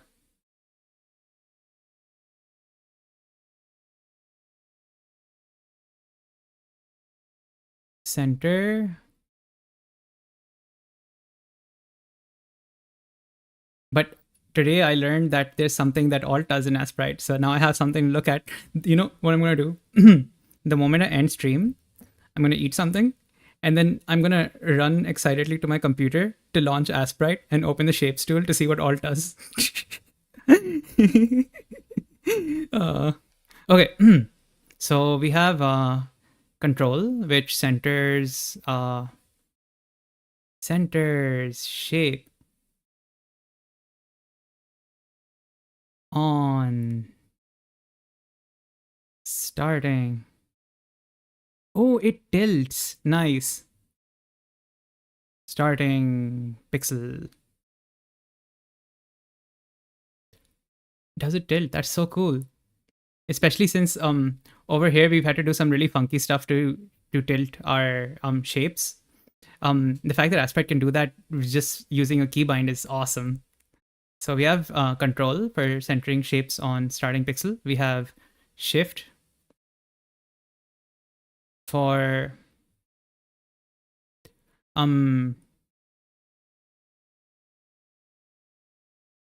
keeps even.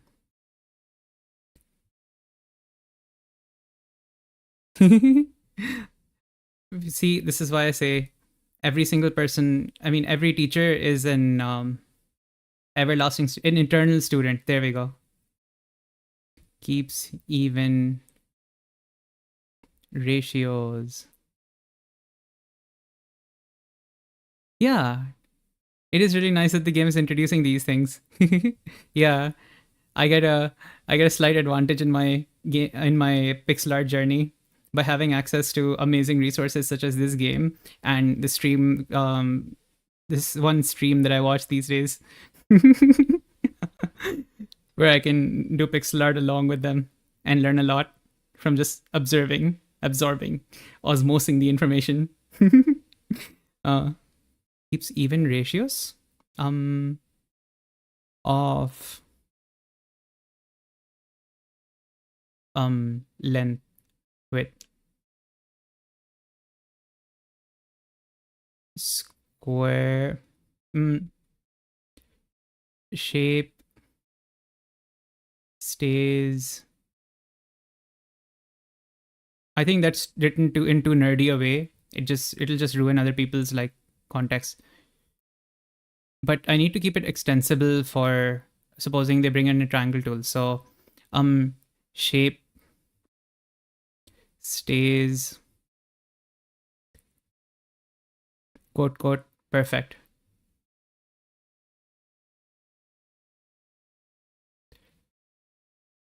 Square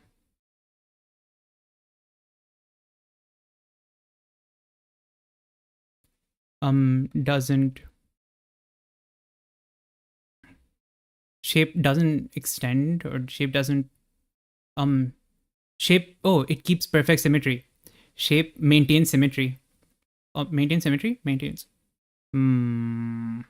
Shape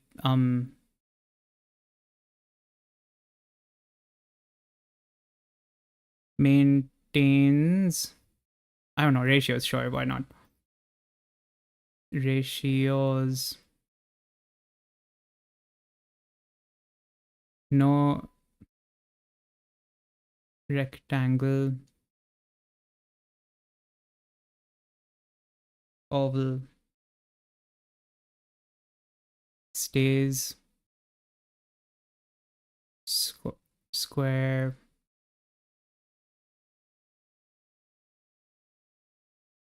slash circle instead. I hope that's understandable.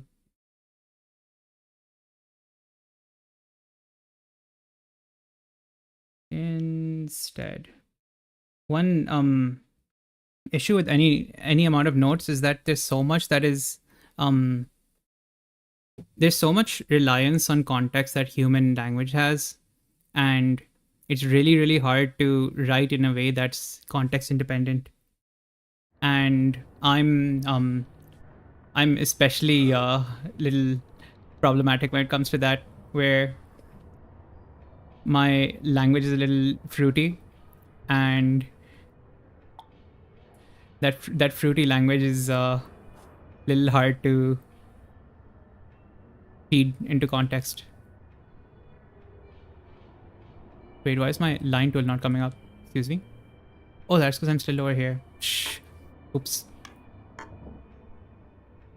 There we go. I really love like the approach this dev has taken. I have so much respect for his work because he genuinely wants to try and teach. He has I think a master's in education at Stanford, and his main goal is just to try and like put education in a form that's way easier to access. Like he wants to see like he wants to gamify these things, and I kind of align with that idea. Like I want to see education change to a form that's, I suppose, a lot more it's able to trigger that which is necessary while also making, like, helping people enjoy the process. And so it's not impossible, but most of the ways I can think of is, yeah, gamifying things is the easiest way to do things, indeed. And it's awesome that you're able to find out how to do those things. Oh yeah, I love Beat Saber. I'm a even though it's like impossible to stream because I have to use the PlayStation for that because I don't have it on a PC because I don't have a VR headset. Like trying to beat every song at its hardest difficulty was like such a motivator for me to keep at it. In fact, you mentioning Beat Saber actually makes me want to play Beat Saber. I might actually do that later.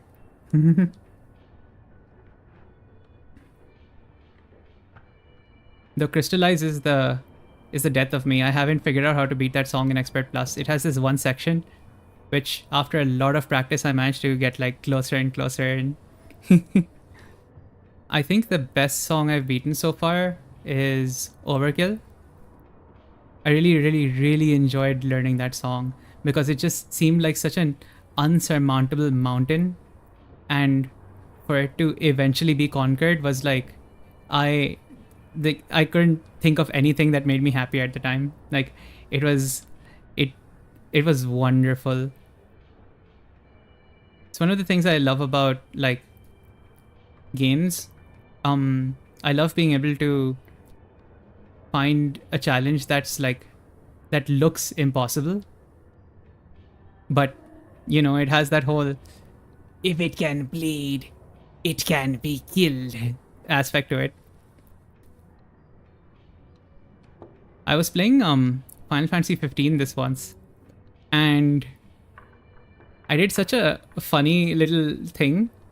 So okay, I'm allergic to grinding in any game.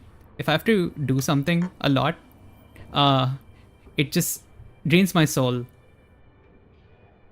Exception farming games. I love like farming sims and their grind. But like I'm not a huge fan of grinding, especially in like MMOs, etc. I always try to find a way around it. So in Final Fantasy 15, okay, I wouldn't even need to do this, right? And I wouldn't even need to grind, honestly. The game's like well designed. But some people would.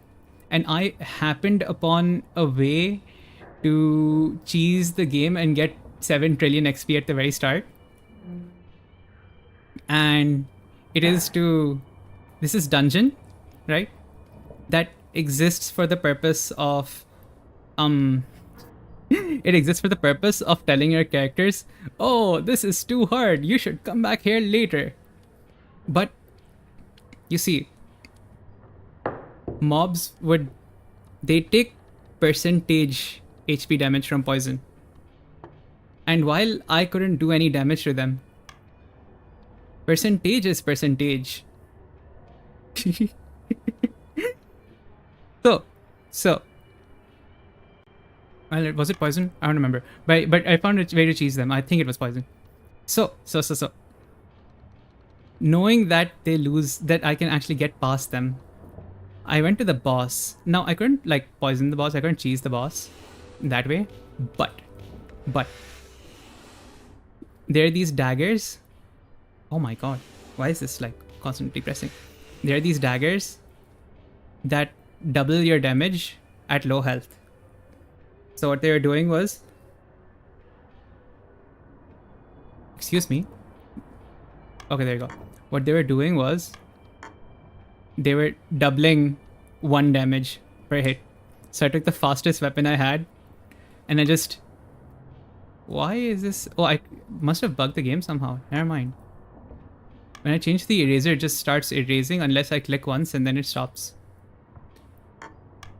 That's so odd. Oh. Oh.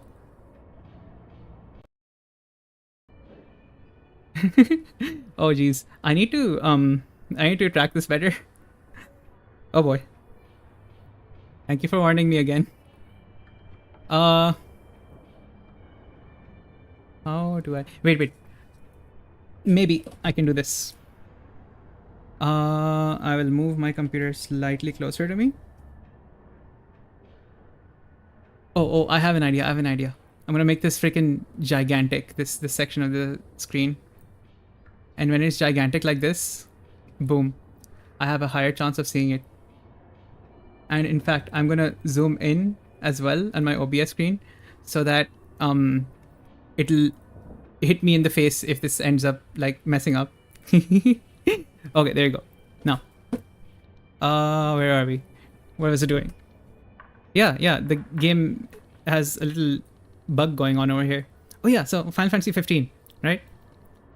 I killed some boss by using haha funny low HP double damage daggers and doing 2 damage a lot of times, and then using spam moves from this guy who just shoots many times, and after eventually chiseling him down, I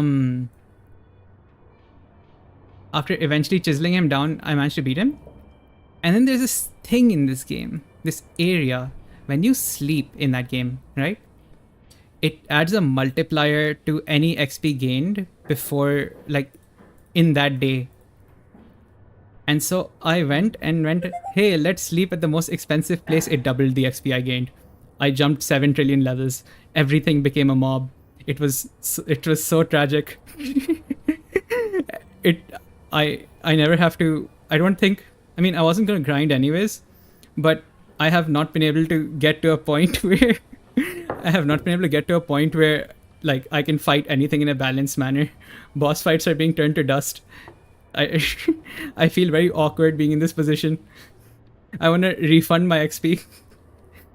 If I could have just turned that XP into money somehow, that would have been nice. Because I like having lots of money in the game, but I don't like having a lot of XP in the game. Because I like being, under-leveled so that I can always have like I see a random frog in the distance and I'm like, finally, my nemesis, I shall duel you to the death. One of us will walk away alive, and it shall not be you. And the frog just goes, and then hops around. completely like it doesn't understand English at all. It's just like confused. It just sees this guy like yelling words at it, and it doesn't see it as a threat at all. So it's just like, and it's just like 2 more hops. Poor thing. Okay, what does this want to do? Oh wait. No. This one, it had another reference. Boom. They think they can hide it from me. I was born in these video games. Wait, I want to write down something for the dev. I forgot about that. What did I want to write to him? Oh, yeah, to make control and shift like more visible. So, increase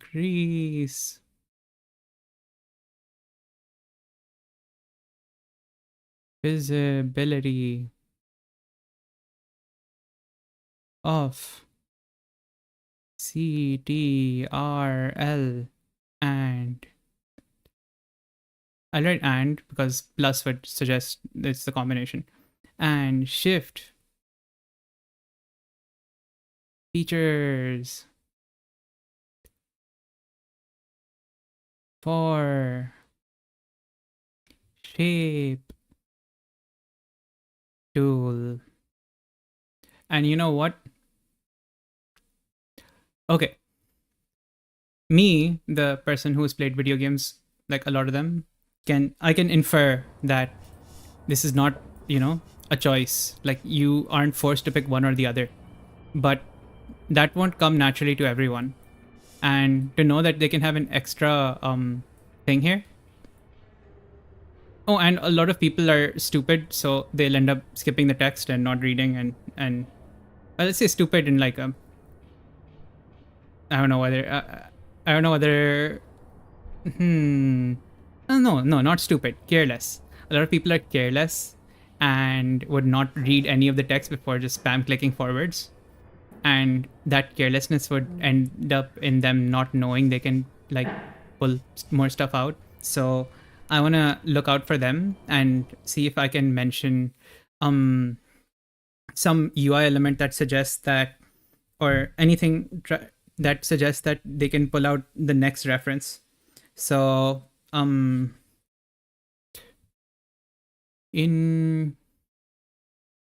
increase visibility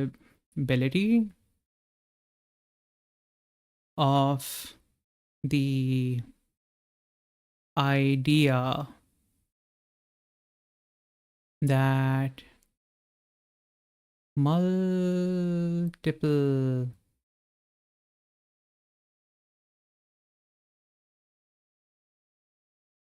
references can be pulled out for additional practice. Bring it back down here. Practice. There we go.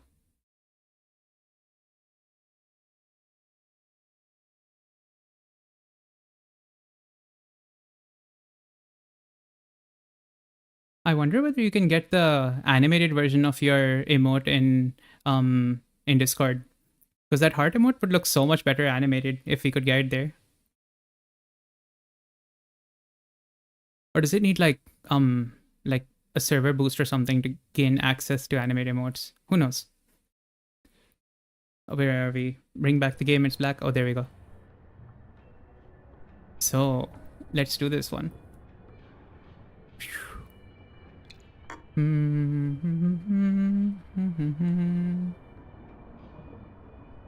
Wait. I just realized something I can do here. Before I continue that, I'm gonna go back to this guy's music. I'm gonna randomly pick any one of the this thing's screw it, this one.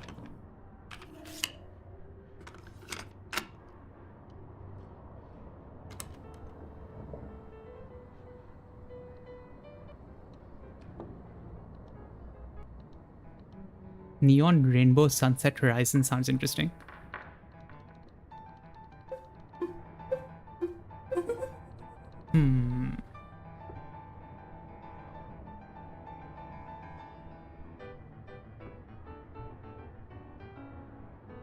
This thing has jazz, so it's making me want to play the other jazz one, which is really heavy jazz.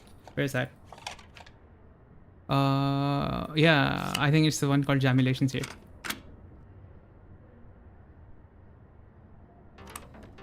There you go.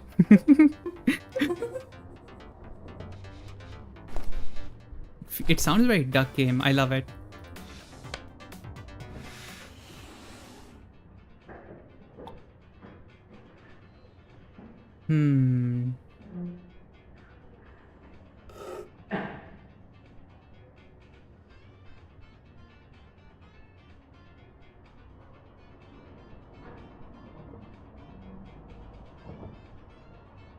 Wow, I left the buttons. Oh, too low.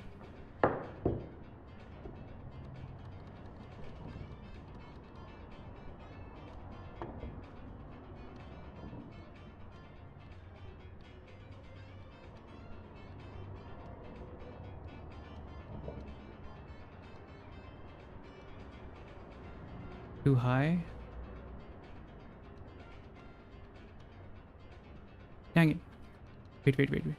I just have to put this in perspective.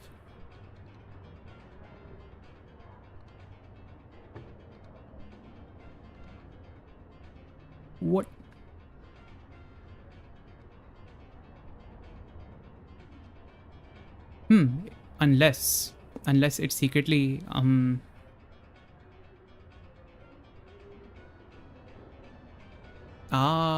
it's probably not a like a very like it's not an even circle maybe.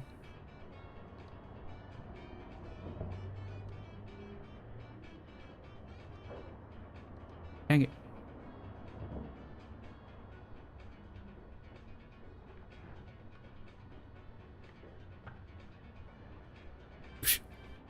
Okay, last try. And I'll correct the not correct bits using this.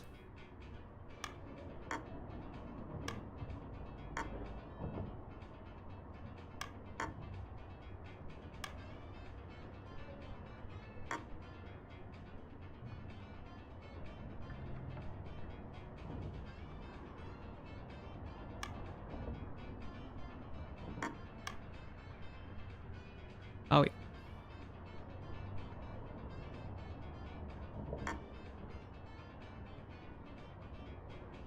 There we go. And now I make a circle here. Not filled up. And this one's perfect for sure. Boom. This one's gonna be messy again because it's all four of these. It's like in the center of this.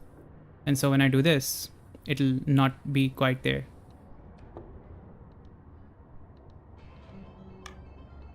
Aha, I'm learning, I think. And so I hit this here and move this one up. I move this. Oh, I guess I got it. And then I make a circle here. It's big boy. And where is it? Boom, there we go. Then I make one here. And this one's a perfect one. No, this one's not perfect. How could I do this? My ancestors. Really? 1, 2, 3, 4, 5, 6, 7, 8, 9. It should be one of these two. It should be this one. Wait a moment.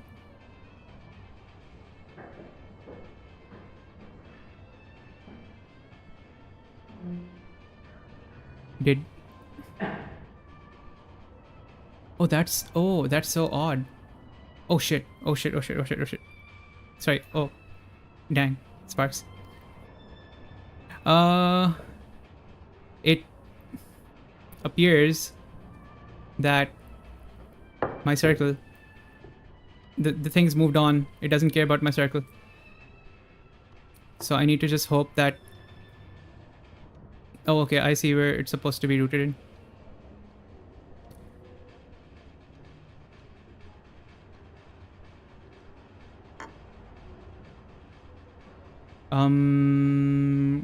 That is a bug. That's a very tragic bug.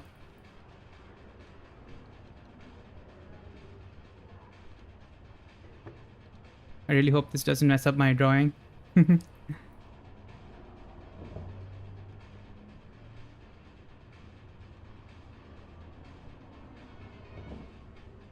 Okay. This is somewhat functional, I think, I hope, maybe, perhaps. Nice. It allowed me to move on.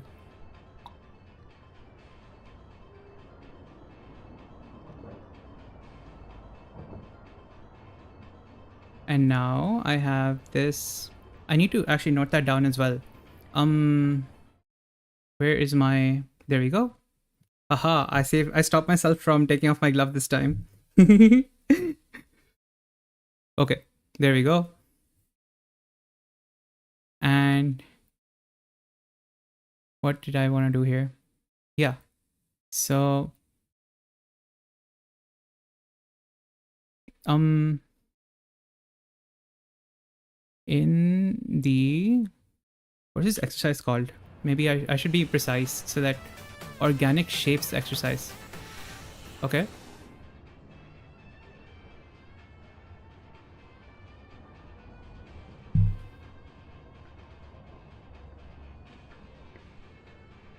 So in the organic shapes exercise.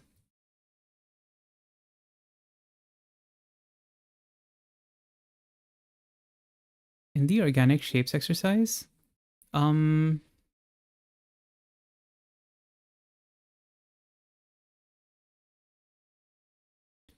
progression doesn't, I mean, doesn't seem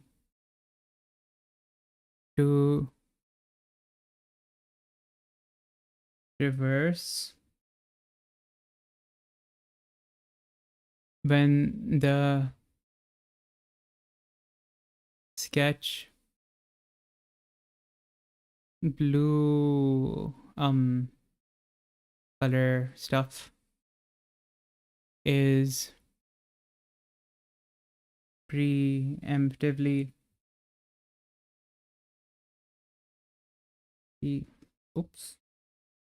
preemptively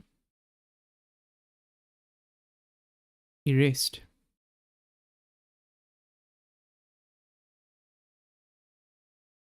This can lead to some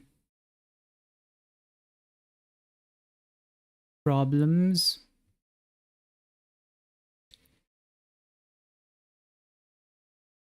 during the black color sketch part. There we go. So that's interesting. That's something that's a bug that'll let me actually tag these as well. So this is QOL. This is QOL. This is QOL.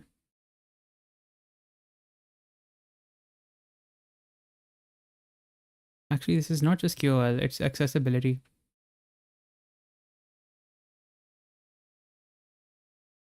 Then accessibility QOL, the rest of these are QOLs. This is another QOL. And this is a bug.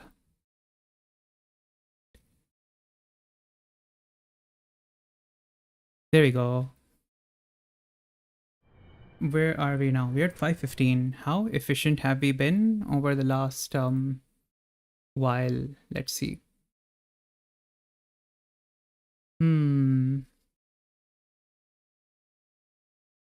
What did we do so far?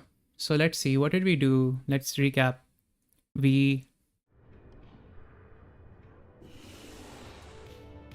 finished the lighting stuff at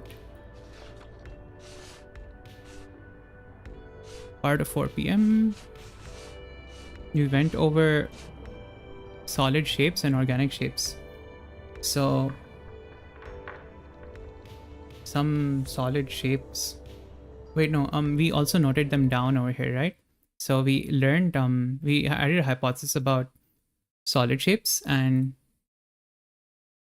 added a hypothesis about solid shapes and outlining and what else? This happened very recently, so added 2 new growth points. And we also added one here, 1 new growth point. Looked at, we also looked at some intricacies.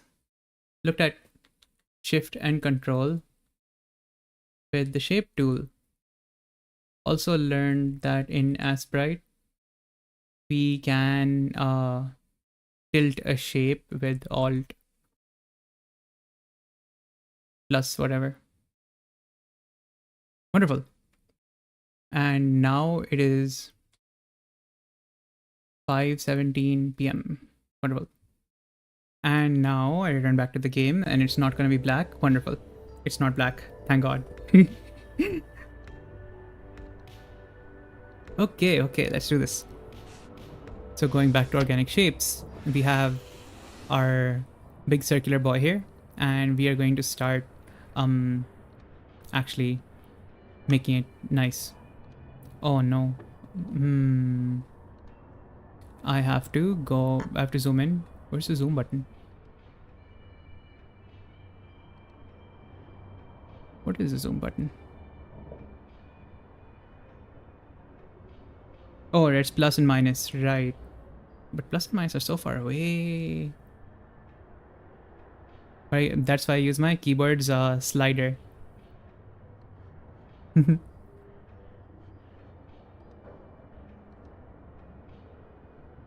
I don't understand quite how they managed to turn this circle into this shape, but I imagine they're probably thinking, hey, let's make the circle like kind of bushy.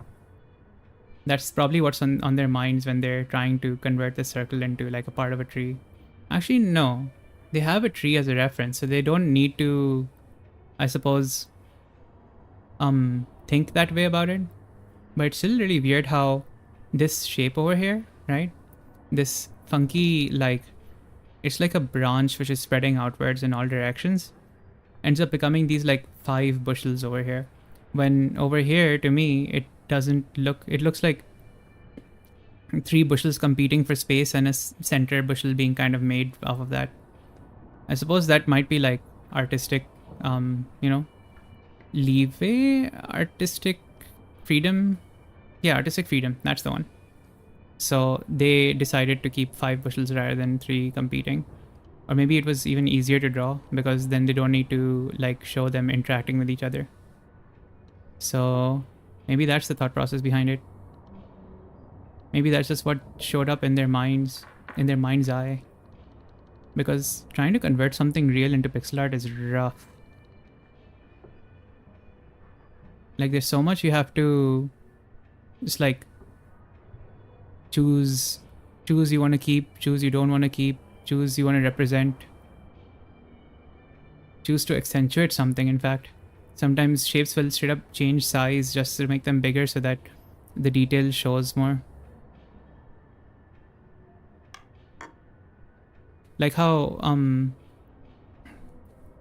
it might make more sense to draw something in like chibi proportions in pixel art where normally you'd make them like full bodied. And that's interesting to me.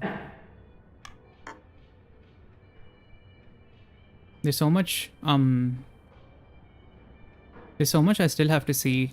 So many references I have to digest. I'm very excited to see them. Filling in these dots is very therapeutic. I can just like chill and keep tapping, like whack-a-mole these little dots. Though I am slipping all over. Well, actually, you know what? This actually ends up becoming practice for me. To try my best to hold it still as I make these lines. Try to hit the line right from the center so that it doesn't leak onto any other side. So maybe in like unintentionally, this becomes practice for me to hold my stylus steadier. Stylus, drawing tablet, pen, whatever you want to call it.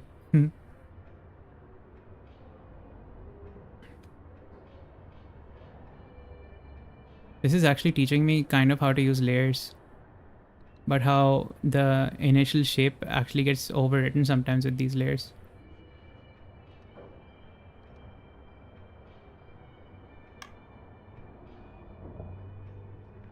Ooh, and then further details in these.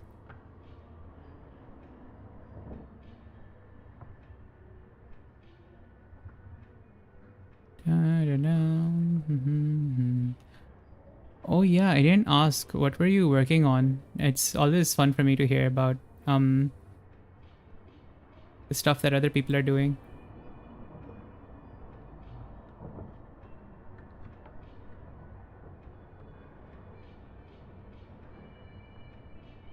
It's likely not video editing because I feel like that ends up becoming known somehow.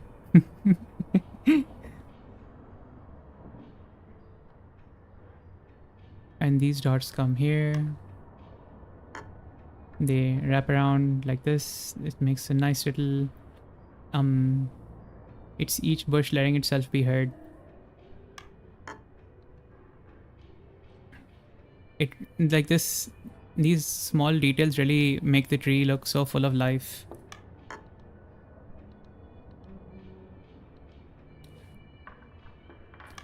Huh. Oh boy, editing day, huh? Good luck. But nice. What a Minecraft I don't know what they're called, world plugin, mod, pack, universe are you playing?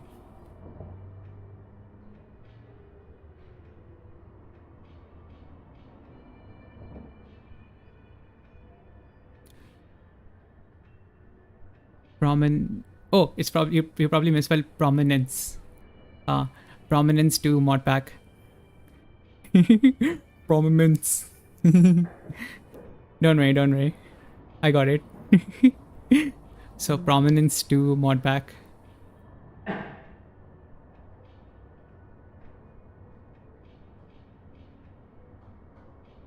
So what's prominence about? Is it I have zero knowledge on things. So if I was a Minecraft aficionado, try selling prominence to me. What's your elevator pitch?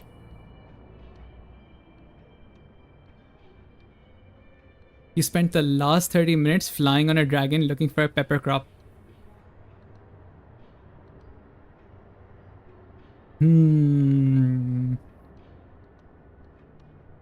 It's a very tempting elevator pitch, even though it's not a pitch.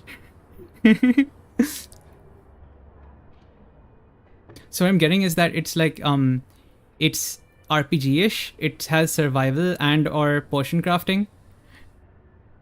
It wasn't even the pitch, it was the truth. Or maybe it is that it could serve as a pitch is the truth. So okay, it's probably an RPG and it seems to have... Wait, does it have potion crafting? Does it have potion crafting? Does it have potion crafting? Does it have potion crafting? Does it have potion crafting? Alchemy. Potion crafting.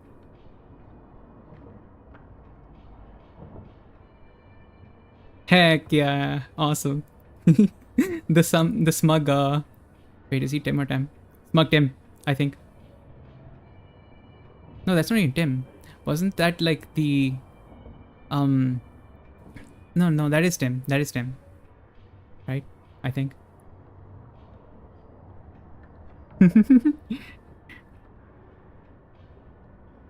Oh yeah. Cause you gotta keep the eldritch going.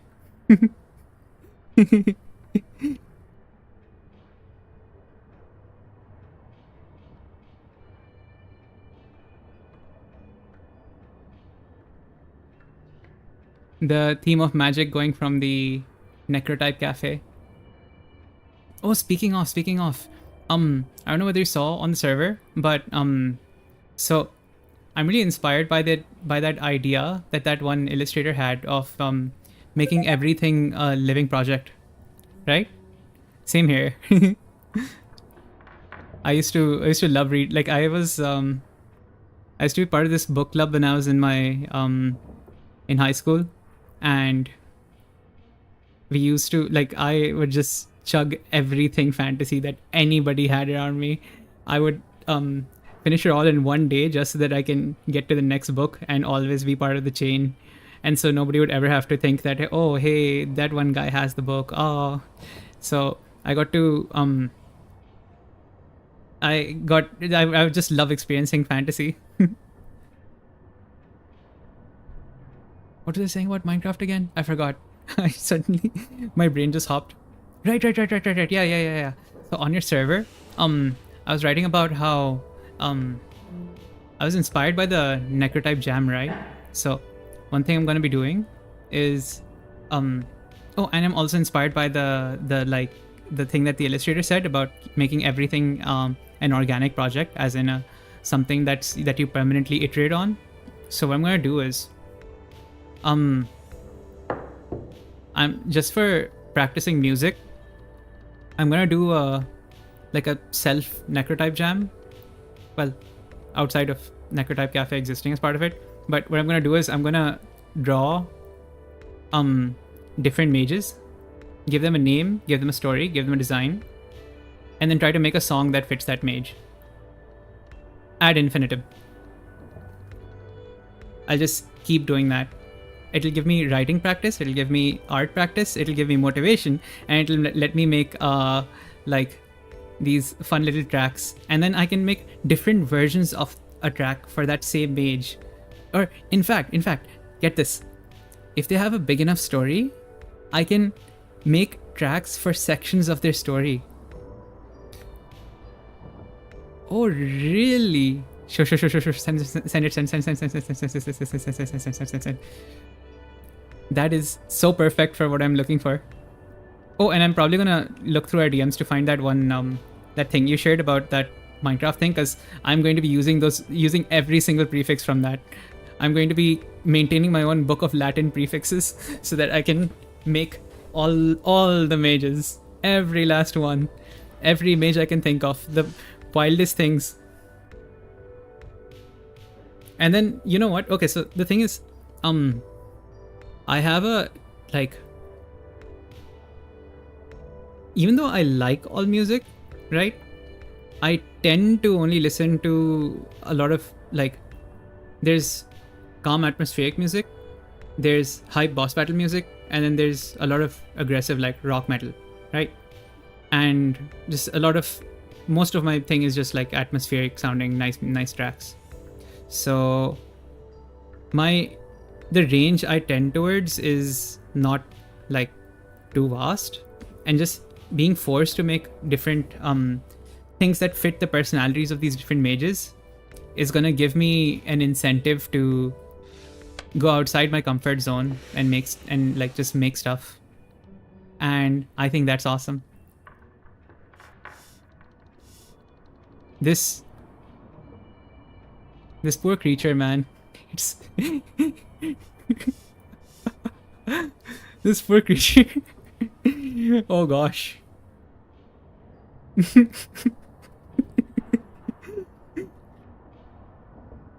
Some the artist definitely wasn't the biggest fan of this cat. Oh my god, this poor thing.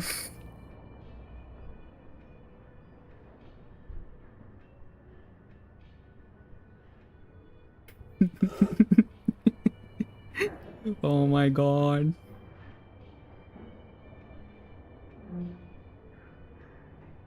I feel sad for the little guy.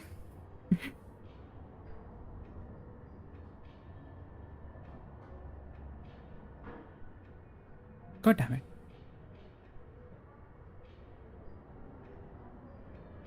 God dang it.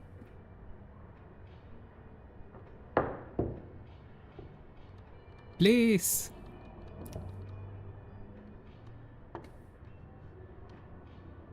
There you go.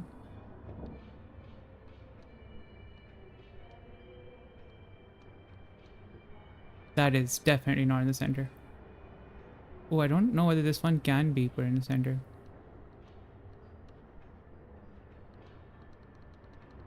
Oh.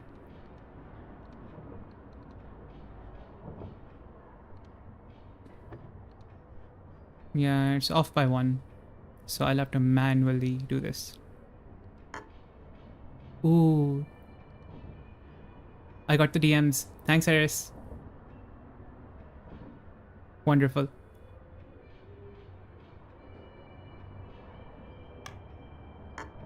Though in retrospect, I should probably have put my Discord on busy, because I wouldn't ever want to, like, I mean, not that the stream picks it up, but it's still you know, just a precautionary measure, because I never want my friends to end up being like, you know,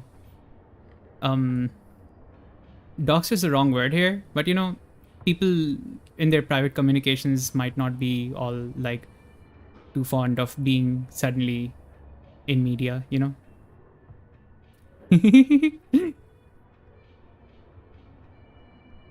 Yeah, for me the sound is like, it's not that it's not distracting, but it depends on context for me.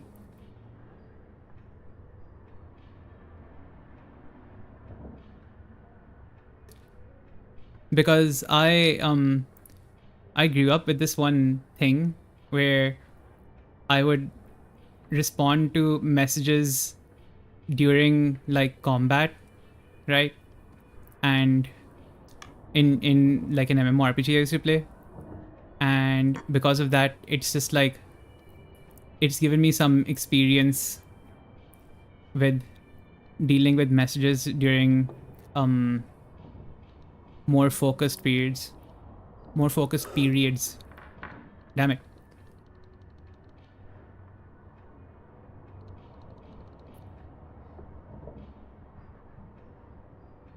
There we go. Ah, that didn't go to the center. Go to the center. No. Okay, there you go. This one needs to be aligned as well. There's two here. Sorry, there's three here. There's three here. This one closest that way. And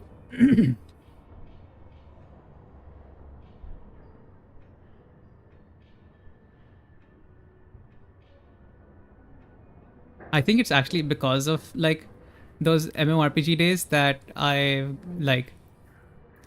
got into the habit of just like text dumping, because if I can communicate everything all in one go, then that saves me from having to like type at a later time where I might end up being in a position where I need to be more focused. So I think that's probably where like that might have come from.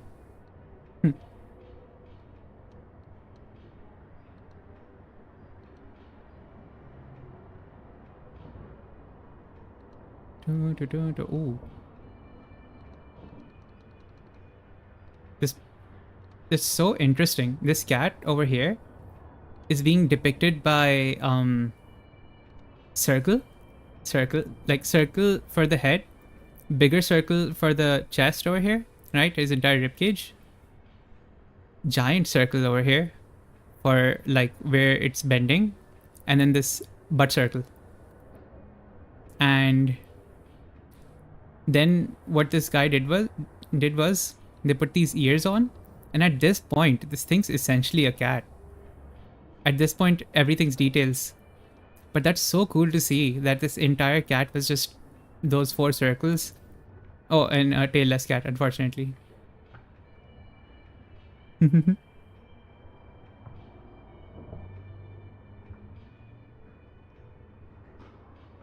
Oh, and speaking of distracting, I what I said exclusively holds for DMs.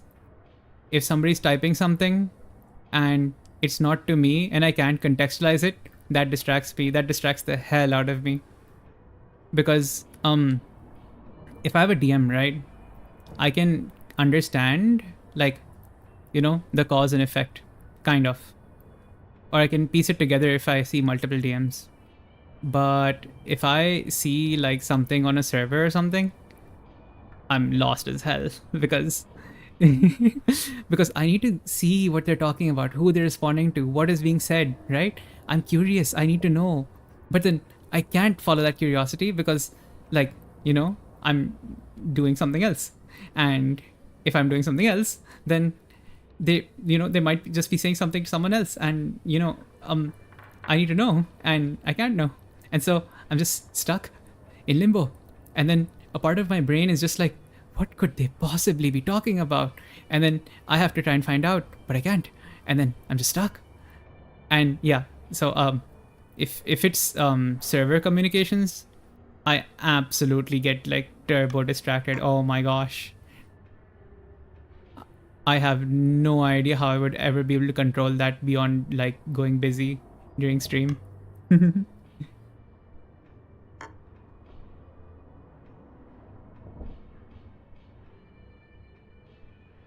do, do, do, do.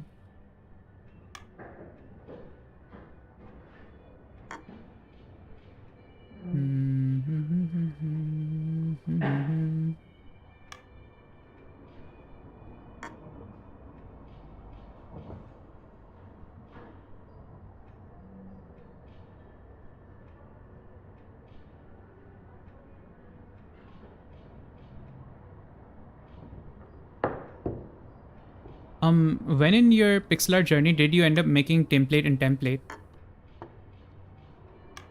Like how deep into your journey were you when you did that? I'm curious.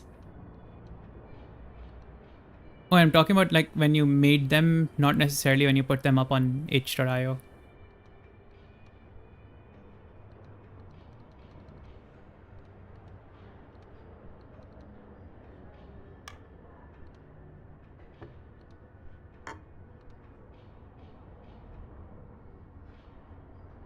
Ooh, they were made exactly for itch. Interesting, interesting.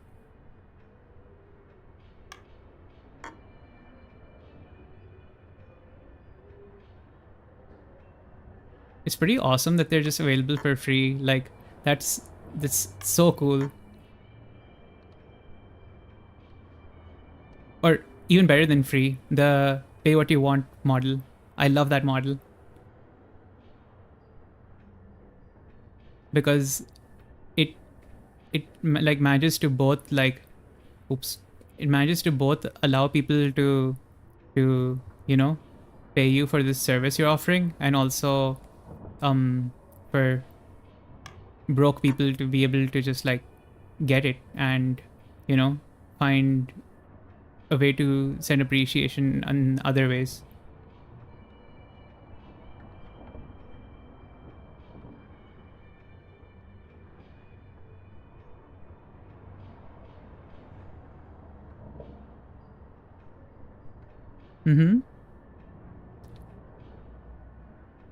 And that's the best part of the pay what you want model.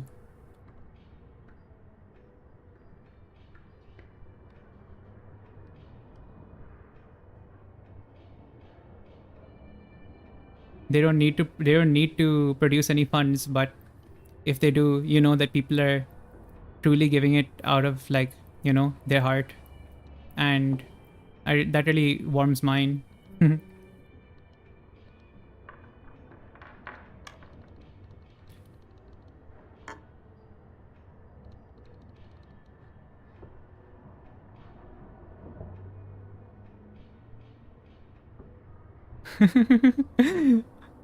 The typo makes that funnier.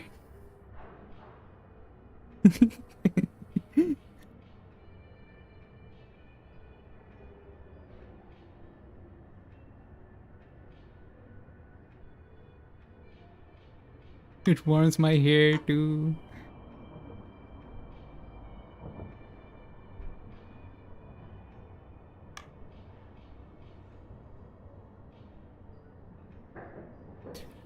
Hey, this cat looks so much better in the drawing than he did, like... Hell yeah. Yeah, these animated modes are great. Anytime you have a party.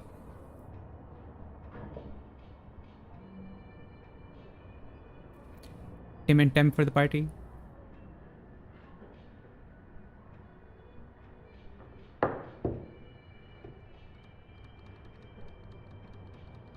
I can already sense spooky month in the distance. Tim Hortons has already started serving pumpkin spice flavored beverages.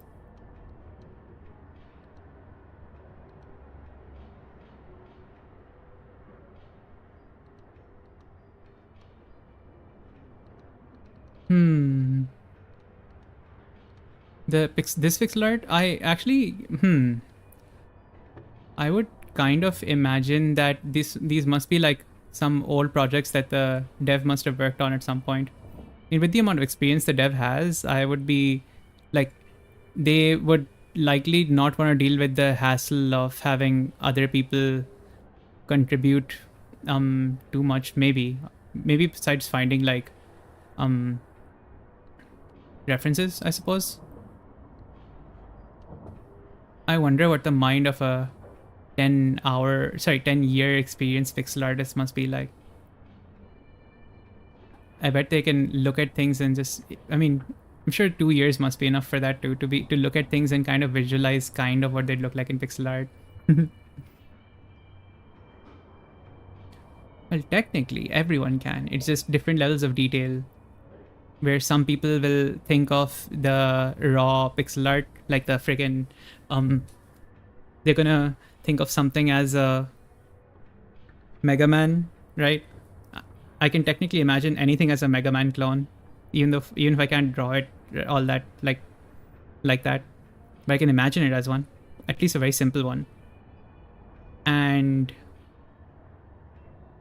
a skilled pixel artist would look at that and go like, you know what, let's make its chest bigger, let's make it lean forwards, let's make it represent itself using these accessories, let's do this, let's spice it up.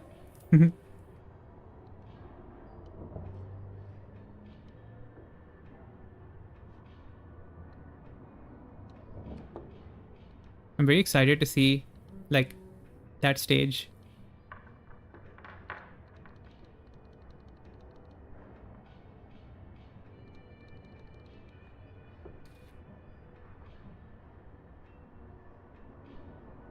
It's a very odd position to be in, so I've experienced being excited for other people a lot, like spades upon spades of it, but it's very weird to be excited for myself for something.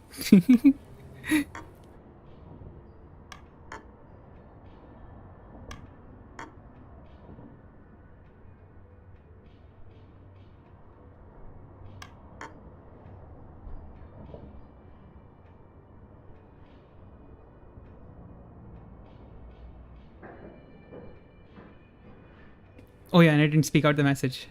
I'm so ready. Yeah, same dude. I'm so excited for Halloween. I might end up getting some kind of trick-or-treating done by taking around like one of my family members who's like a baby, and just like getting them to experience the trick-or-treating fun. And just, you know, dressing up with them. I think that'll be fun.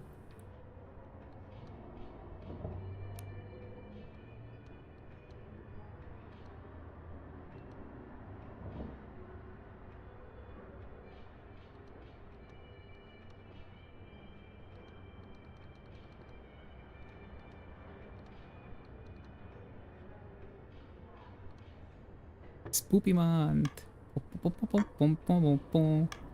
Oh, I'm really excited about one more thing. We managed to get what is his name again? Jackenstein at the perfect time, because now we'll have 10 trillion references to him in Spooky Month. And I am so hyped for it. He's such a fun character.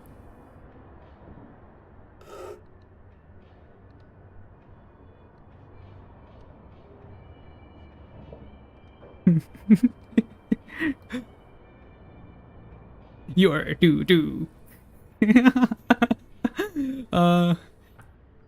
Now you know I was so hyped when Jackenstein showed up. Such a fun boss character, man. I love him. Oh, and then there's a throwback to the song from like the one that the Ghosts made, the creepiest song, the quote-unquote creepiest song, the one that Napsublock plays.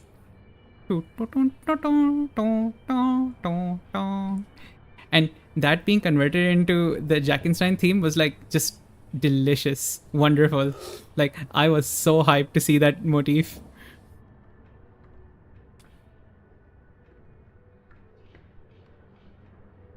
And just getting to hear it in like super action is just so good. Yeah. And like I just love every time Toby Fox hits me with the motif. I'm like, this is exactly what I paid for. Thank you, Mr. Fox. Oh man, so exciting. I got that excited too when he hit us with the freaking hammer of justice.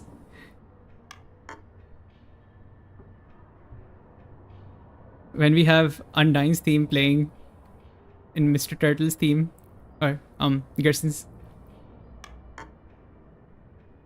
Da na na na na na na na na na na na.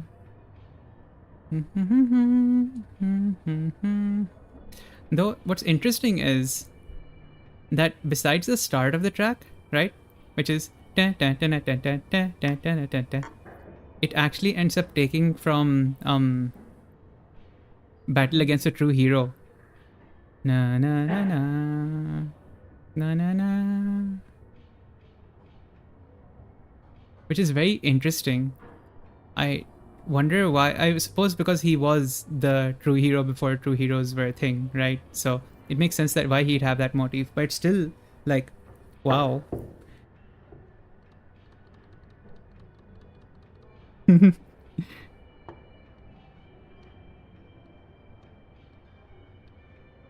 It really makes me think of how much of a Chad he is even in Undertale. Like, you know, if you, I'm sure you must know, but if you talk to him in the genocide route in Undertale, right?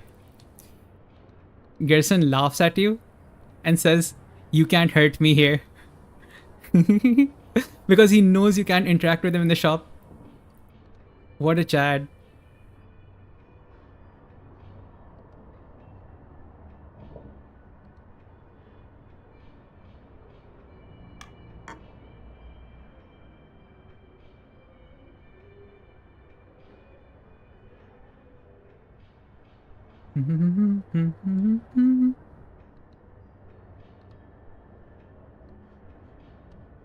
I'm gonna be adding, I'm actually working on something related to Mr. Jackenstein. Speaking of, what time is it? Nice. We'll be doing a retrospective on whatever we've done in 10 minutes. For now, we are making lines. But I have a Jackenstein related project in the works. I have a lot of stream stuff in the works. What the heck? I mean, of course I do. That's just what streaming is. But yeah, I'm excited.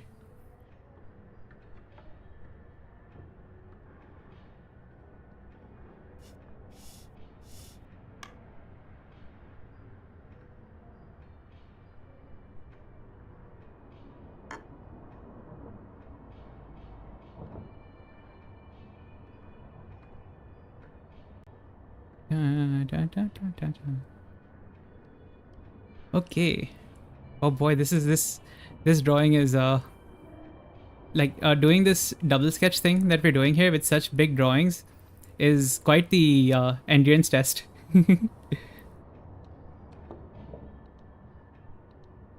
Ooh, that reminds me.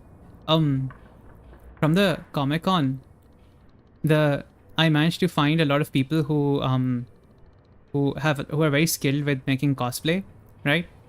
And I now have some resources to learn all sorts of cosplay related things, from like arts and crafts, soldering, messing with the EVA foam, and like, I mean, eventually makeup as well. It'll be really cool to see, like, to learn all of these skills. I'm so excited. But of course, they'll come in quite a while. It won't be anytime soon. But I have resources, and I'm really excited to use them.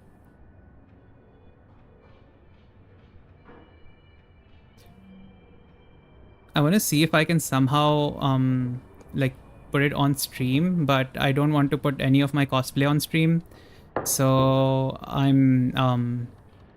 I might not do anything. I'll maybe just make it a Discord only thing and just like show people what process was used in order to read with like what result. Basically everything besides painting, I guess. Enough info for people to be able to infer it, maybe. But like enough that I'm not explicitly just putting myself out there.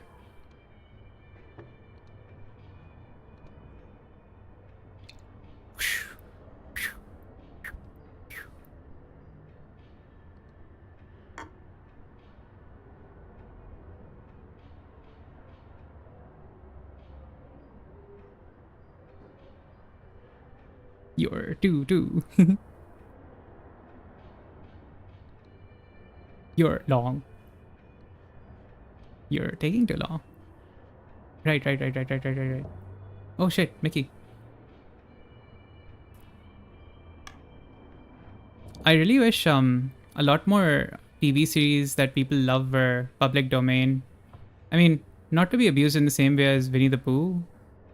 I feel like kind of the reason, actually no, I think the reason why Winnie the Pooh's public domain gets abused more is because um people just kind of are whiplashing off of their frustration public domain. They're like, oh, you think we're gonna, completely change the character and make him unrecognizable? You know what? We'll do exactly that for shock value. Haha.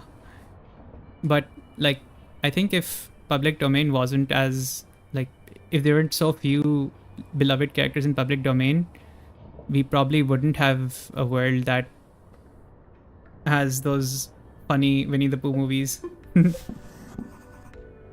Learn about lines in pixel art. Learn shape language. Nice. No, these are all quotes. Shape language sounds interesting. But no, I should be going from top to bottom. Intended and perceived lines. Pixel art is drawn on a raster grid. When we draw lines that align with the grid, the result perfectly matches the intended shapes. When lines don't align with the grid, the resulting shape doesn't match exactly. Oh, how do I reset? I did not read. I was a fool. When they don't align with the grid, the resulting shape doesn't match exactly. Instead of a single line and angle, we end up with multiple rectangles aligned to the grid. Because of how the pixels are connected, the viewer still receives the result as a diagonal or a curve.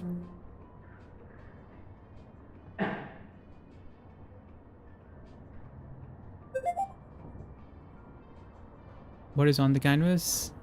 So intended lines, actual lines, and what is on the canvas. Perceived lines.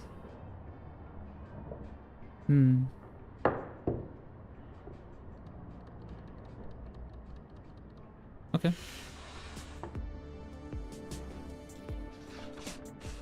So pixel art does struggle from that. That's true. Where curves and jags are a little weird. Wait. Are we going up to anti-aliasing? This has to be anti-aliasing eventually. Many things in your drawings will align with the grid. Pixels can perfectly match such shapes. We're going to learn about jaggies and anti-aliasing.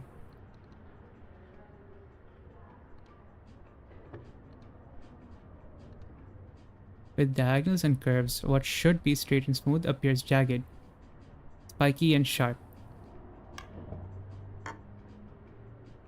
These stair-like deformations, untitled jagged edges, are called jaggies and contribute to the blocky appearance of pixel art.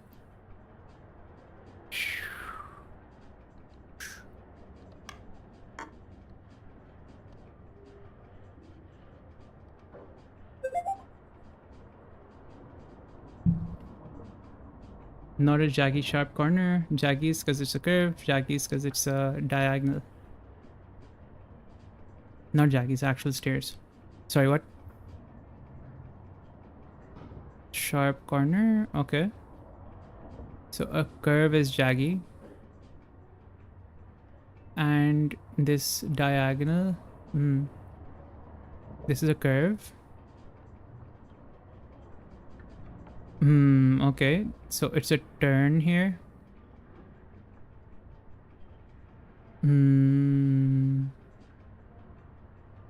Okay, these are jaggies as well. Nice, okay.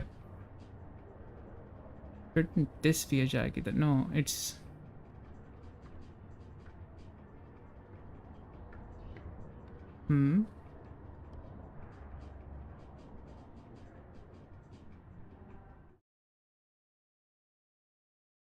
Sorry, one moment.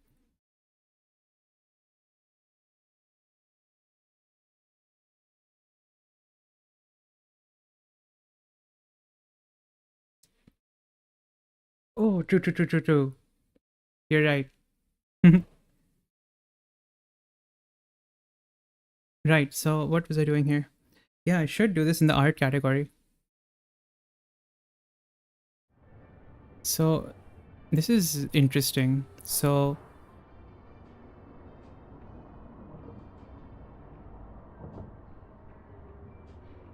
I am still struggling to understand it, but I'm going to store this in my concepts and um, sit on it for a bit.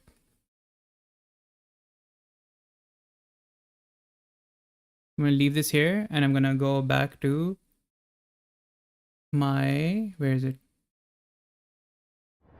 There we go.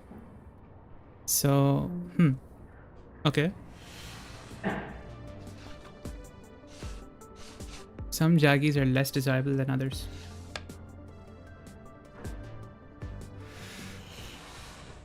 Pixel art lines are constructed out of multiple rows or columns of pixels that usually touch only in corners.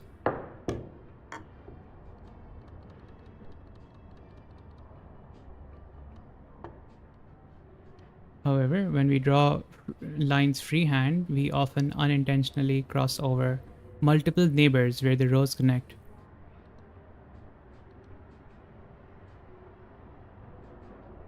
These unintentional pixels are also referred to as doubles since we only need one of them for a minimal line. Remove one pixel each in each of the doubles. Doubles create jaggies in perceived lines, disrupting the smooth flow across the line art. I see.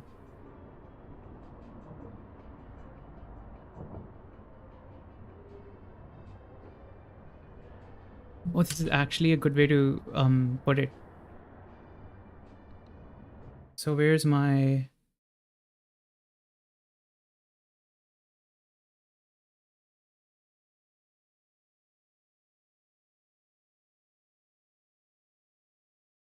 I really want to capture all of this and make it smaller and then shove it over here. This little guy too. Yo, no, move. There you go. And it's up here. Wonderful. So where are we? Get back to the game. Okay, so anything that turns the internal line art like not randomly spiky is... So anything that turns the line art randomly spiky is a jaggy. But even without doubles, certain patterns can lead to jaggies in perceived lines. So let's see.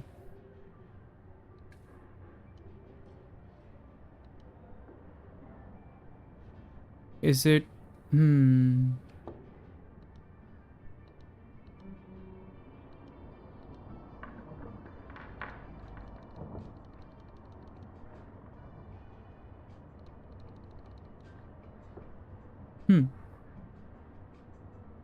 Okay, up gradient, up gradient, up gradient.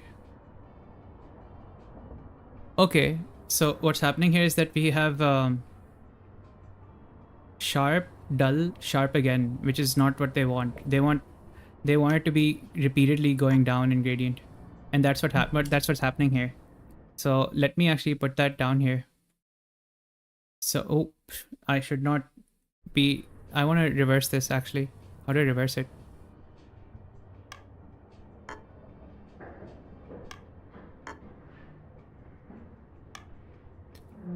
Okay, nice. So over here,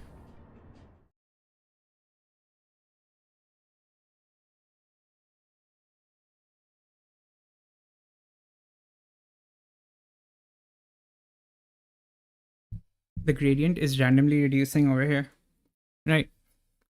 So gradient,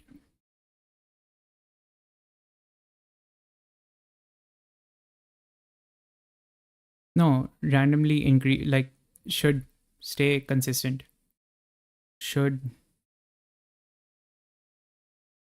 be either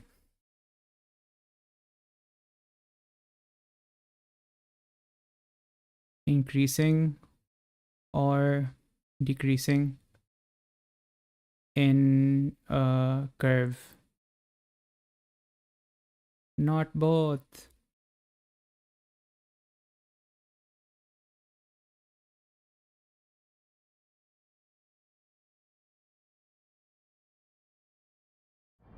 And let's see. So with the gradient going that way, it fixes this thing. It fixes the jaggy. Oop.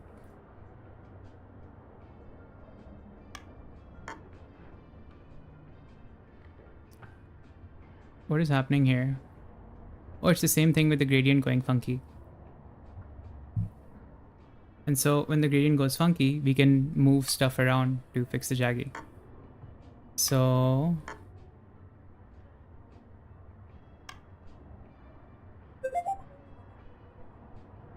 Hmm.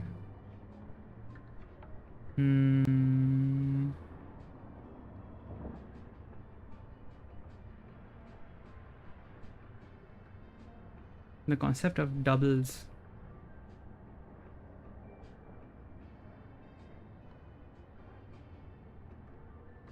I feel like I need to save the concept of doubles, but I don't want to have to do this whole thing again. Screw it.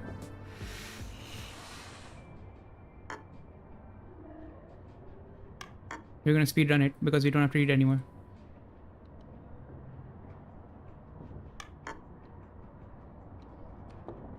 Did I actually save this? Am I being a dum-dum? No, I'm not. It's fine. So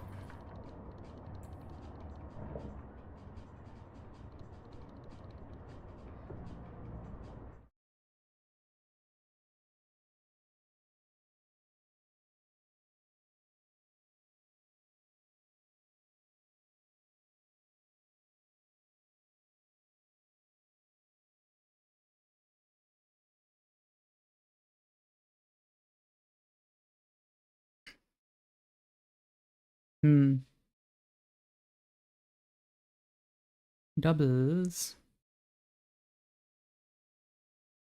are unnecessary pixels.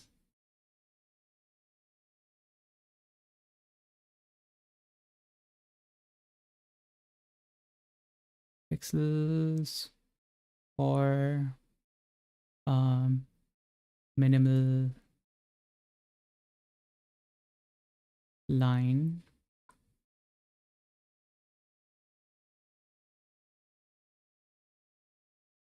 removing can fix jaggies. I have to move this down. Can fix jaggies.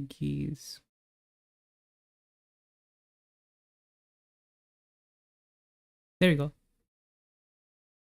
And so we have our like this little note about how to remove jaggies. Haha. And now I speedrun this because I really want this to be done and not marked as incomplete.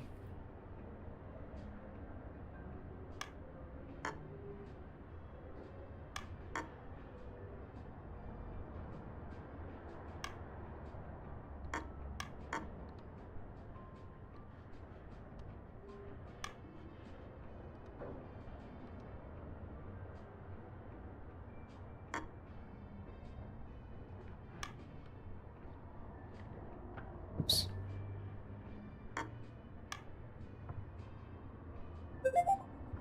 Okay, there you go.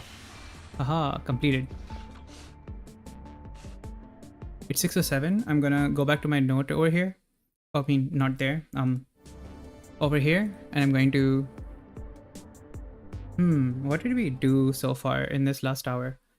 We added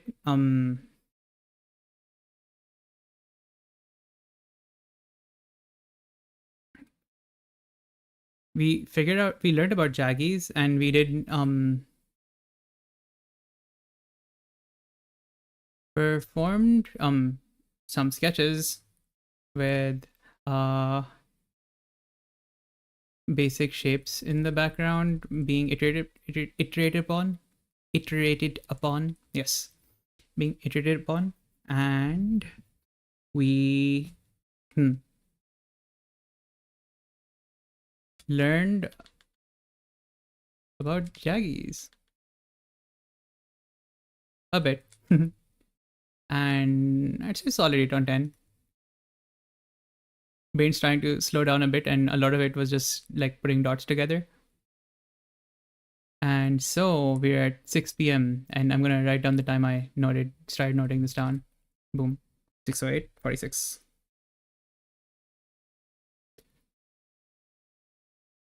Okay, let's do this. Intended and perceived lines, what the artist intends to draw and what the viewer perceives, does not always match with what's actually on the canvas. What's on the canvas is mystery. Oh, that's not the one I'm doing. I'm doing practice cleaning up doubles and corners. Okay, let's practice cleaning up doubles and corners. Doubles are an issue when drawing lines freehand. For this lesson, draw the curve with a single freehand stroke. A single stroke?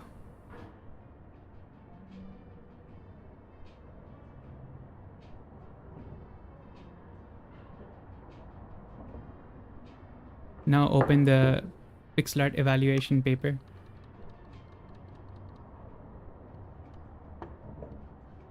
F.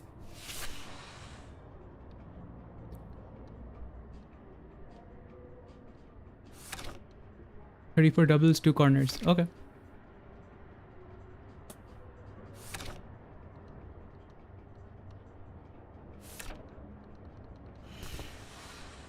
Ooh, I like this. They're not highlighting it for me. I mean, they highlighted it there, but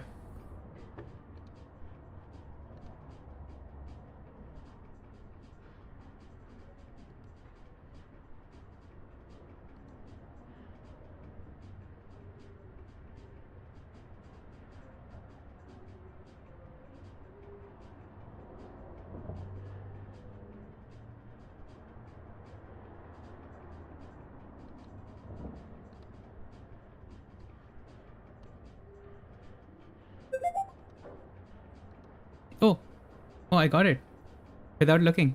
Nice, wonderful. I think I understand now. PixelArt software often includes a pixel perfect option for the pencil, which avoids the creation of doubles and sharp corners. Yeah, I remember seeing that from your stream. But it is important to know how to clean a line by hand too. Yep.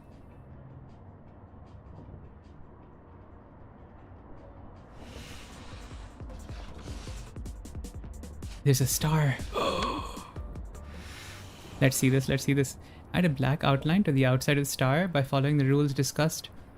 So far, we use rows and columns of pixels that touch only in corners. Okay.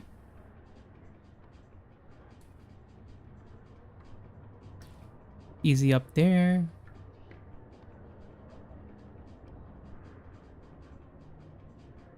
Nice over here. It spreads out that way.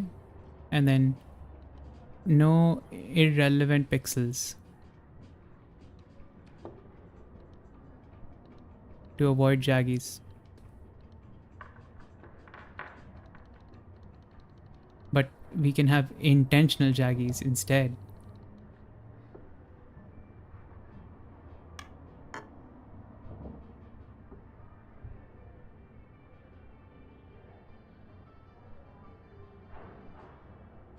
To make him angry. He's upset. He didn't get his warm milk before bed. He likes it with 2 teaspoons of sugar, not 1.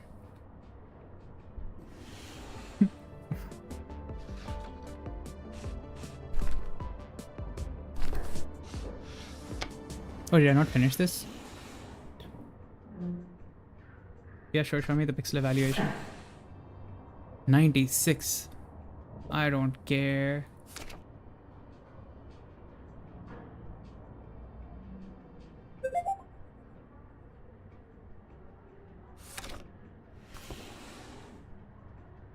Nice. Oops, I skipped ahead. What does he have to say? Oh my gosh. Learn shape language, draw fan art with pixel perfect lines, learn about diagonals in pixel art, learn about curves in pixel art, learn about line width in pixel art.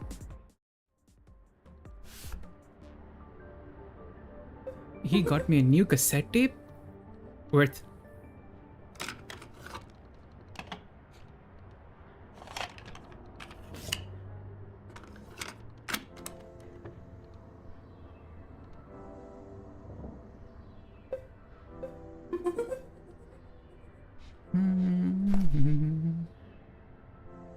Pixel art diagonals, curves, line width, and shape language. Not all jaggies are created equal, and not all diagonals have the same aesthetic. Okay. This vaporwave music playing is making me want to just like chill my voice. Vertical and horizontal lines in pixel art don't create jaggies. Certain angles such as 0 degrees and 90 degrees are thus more commonly used than others. Let's see this. Let's do this. Even though a 45 degrees diagonal creates jaggies, the line follows a uniform pattern by raising exactly one pixel for each pixel traveled forward. We call this the one-on-one diagonal. If the segments are 2 lines long, we get the 1x2 and 2x1 diagonals. Okay. Whenever we use the same number of pixels in each segment, we create even or perfect diagonals. These angles are considered perfect in pixel art because the corners of the segments follow exactly the perceived lines.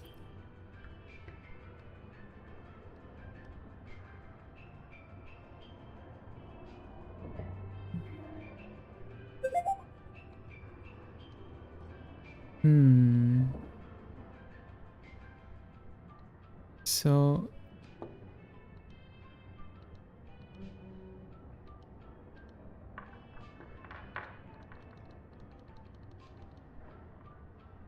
interesting. Oh no, my drawing tablet. It's fine, but it scared me. Oops.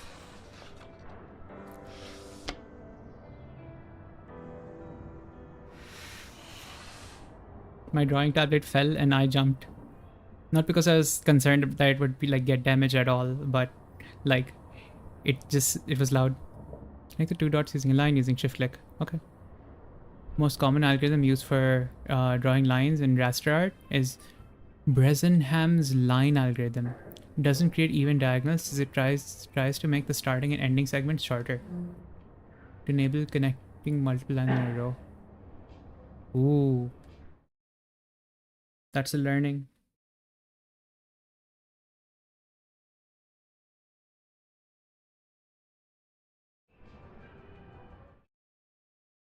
This is actually supposed to be smaller. There you go. Back to the game. The most common algorithm used for drawing lines is this. To be more efficient when holding down shift to draw a line, you can constrain the angle to even diagonals by holding down command or control. Ooh. That also gets listed down.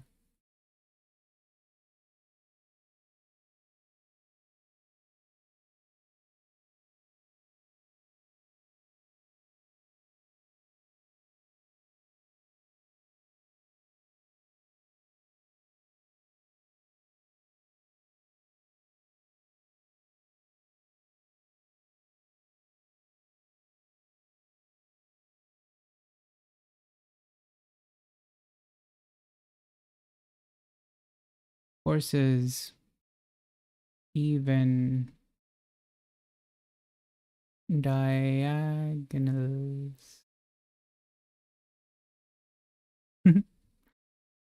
There we go. Wonderful.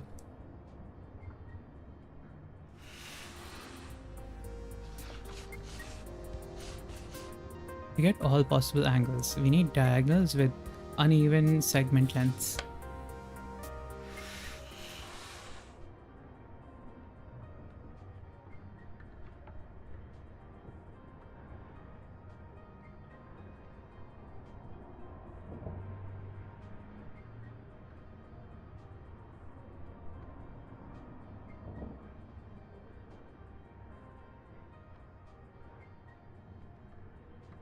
when we go from 1:3 to 1:2 diagonals, the angle gap becomes smaller. The gap is the biggest between 1:2 and 1:1 diagonals.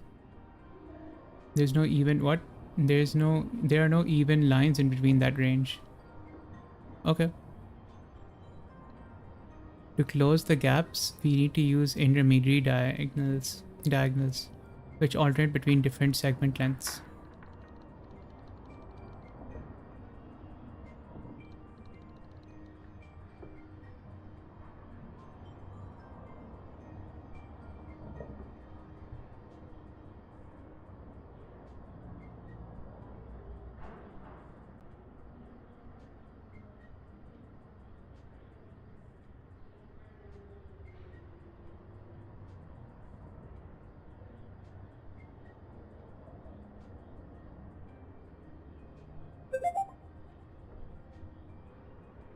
Since the segments of uneven lines change in length, this leads to jaggies that don't align perfectly with the intended direction. For this reason, these angles are considered less aesthetic and avoided if possible, depending on the needs of the artwork and the chosen art style.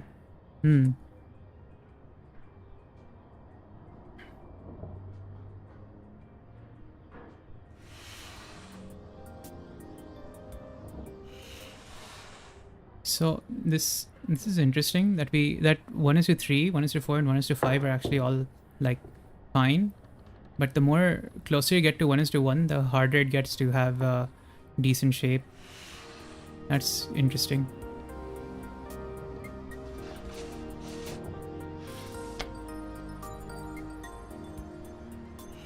Learn how the pixel art evaluation paper. Sorry, what? Wait. Can help you identify different types of diagonals. Oh, okay. It's probably going to talk about the evaluation paper down there that tells you whether you have jaggies or not.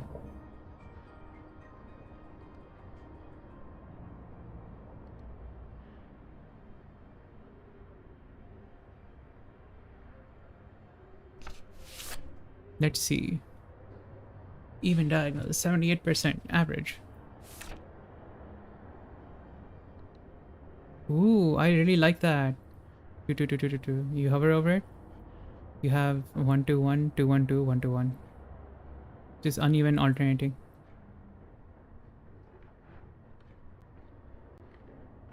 One, 1, 2, 1, 1, 1, 2, 1, 1.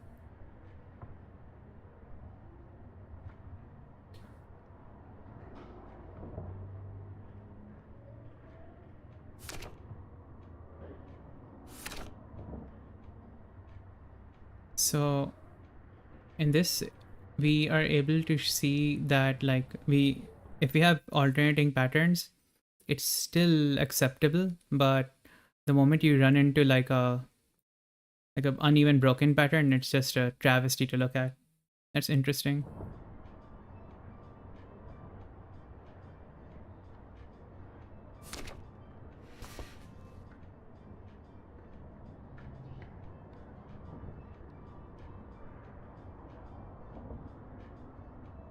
See if you can fix this by using a 2-3-2-3-2 pattern.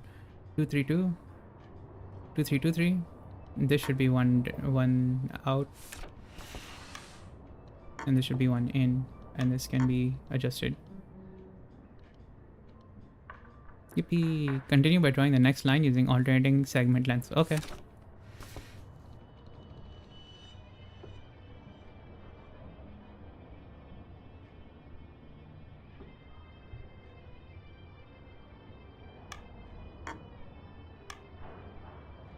One, two, three, four. 1, 2, 3. 1, 2, 3, 4. 1, 2, 3. 1, 2. Oh.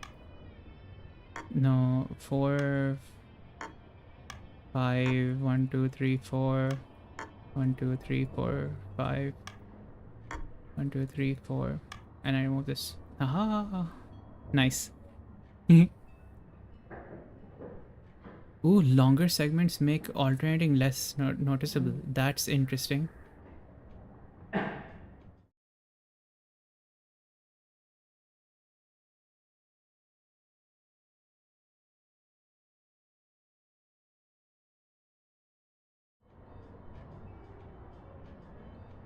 Oh, my game. I'm back. There we go.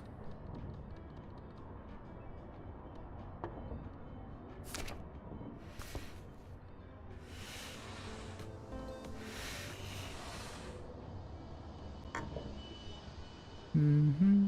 Mm-hmm. 1, 2, 3, 4. 1, 2, 3, 4, 5. 1, 2, 3, 4. 1, 2, 3, 4, 5. 1, 2, 3, 4, 1. No. 1, 2, 3, 4, 5. 1, 2, 3, 4, 5, 6. 1, 2, 3, 4, 5. 1, 2, 3, 4, 5, 6. Nope.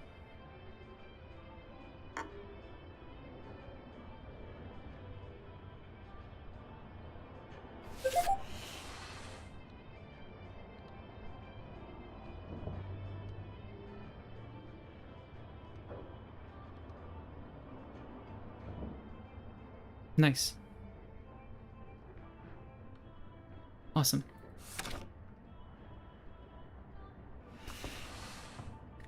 You can't further improve the percentage score for this lesson since you're graded on even diagonals while the image requires uneven ones too. Remember that grades don't matter when the artwork looks the way you want. Exactly. And so, matching end segments. Longer lines, another consideration is the length of end segments. I don't know how much more I can go after this, so I think this is probably going to be our last lesson. Line has even segments in the middle, but the shorter ends appear in a slightly different angle. Use the even diagonals criterion to analyze the scoring. Matching shorter, okay. Lengthening the end and shortening the middle segments.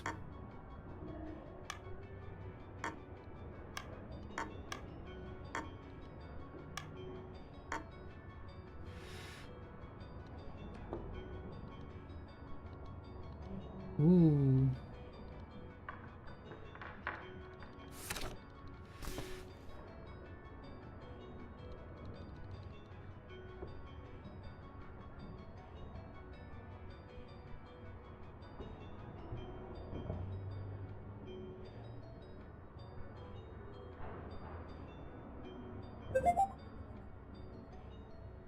Sorry, what?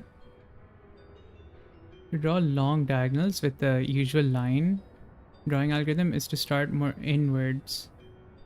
Connect the two dots and then extend them outwards. Wonderful.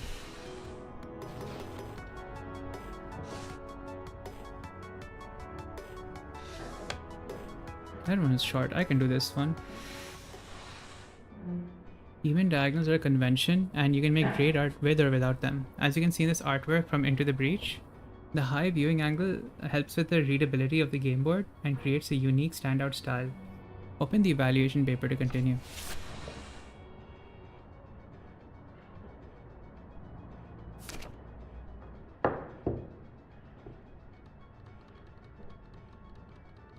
Uneven, broken diagonals here are a deliberate choice. Yeah, of course, because it's supposed to look like Rocky, right? You can choose to, so to complete this lesson, even turn off even diagonals evaluation by removing the required checkmark.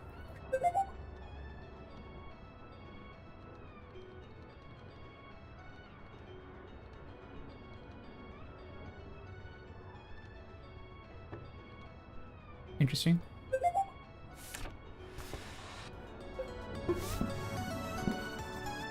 Okay, let's see where we are right now.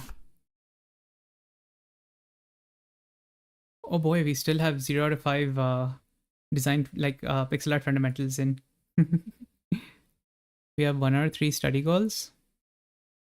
We learned a bit about jaggies. We learned about even diagonals. We learned about lines and a bit of element of art.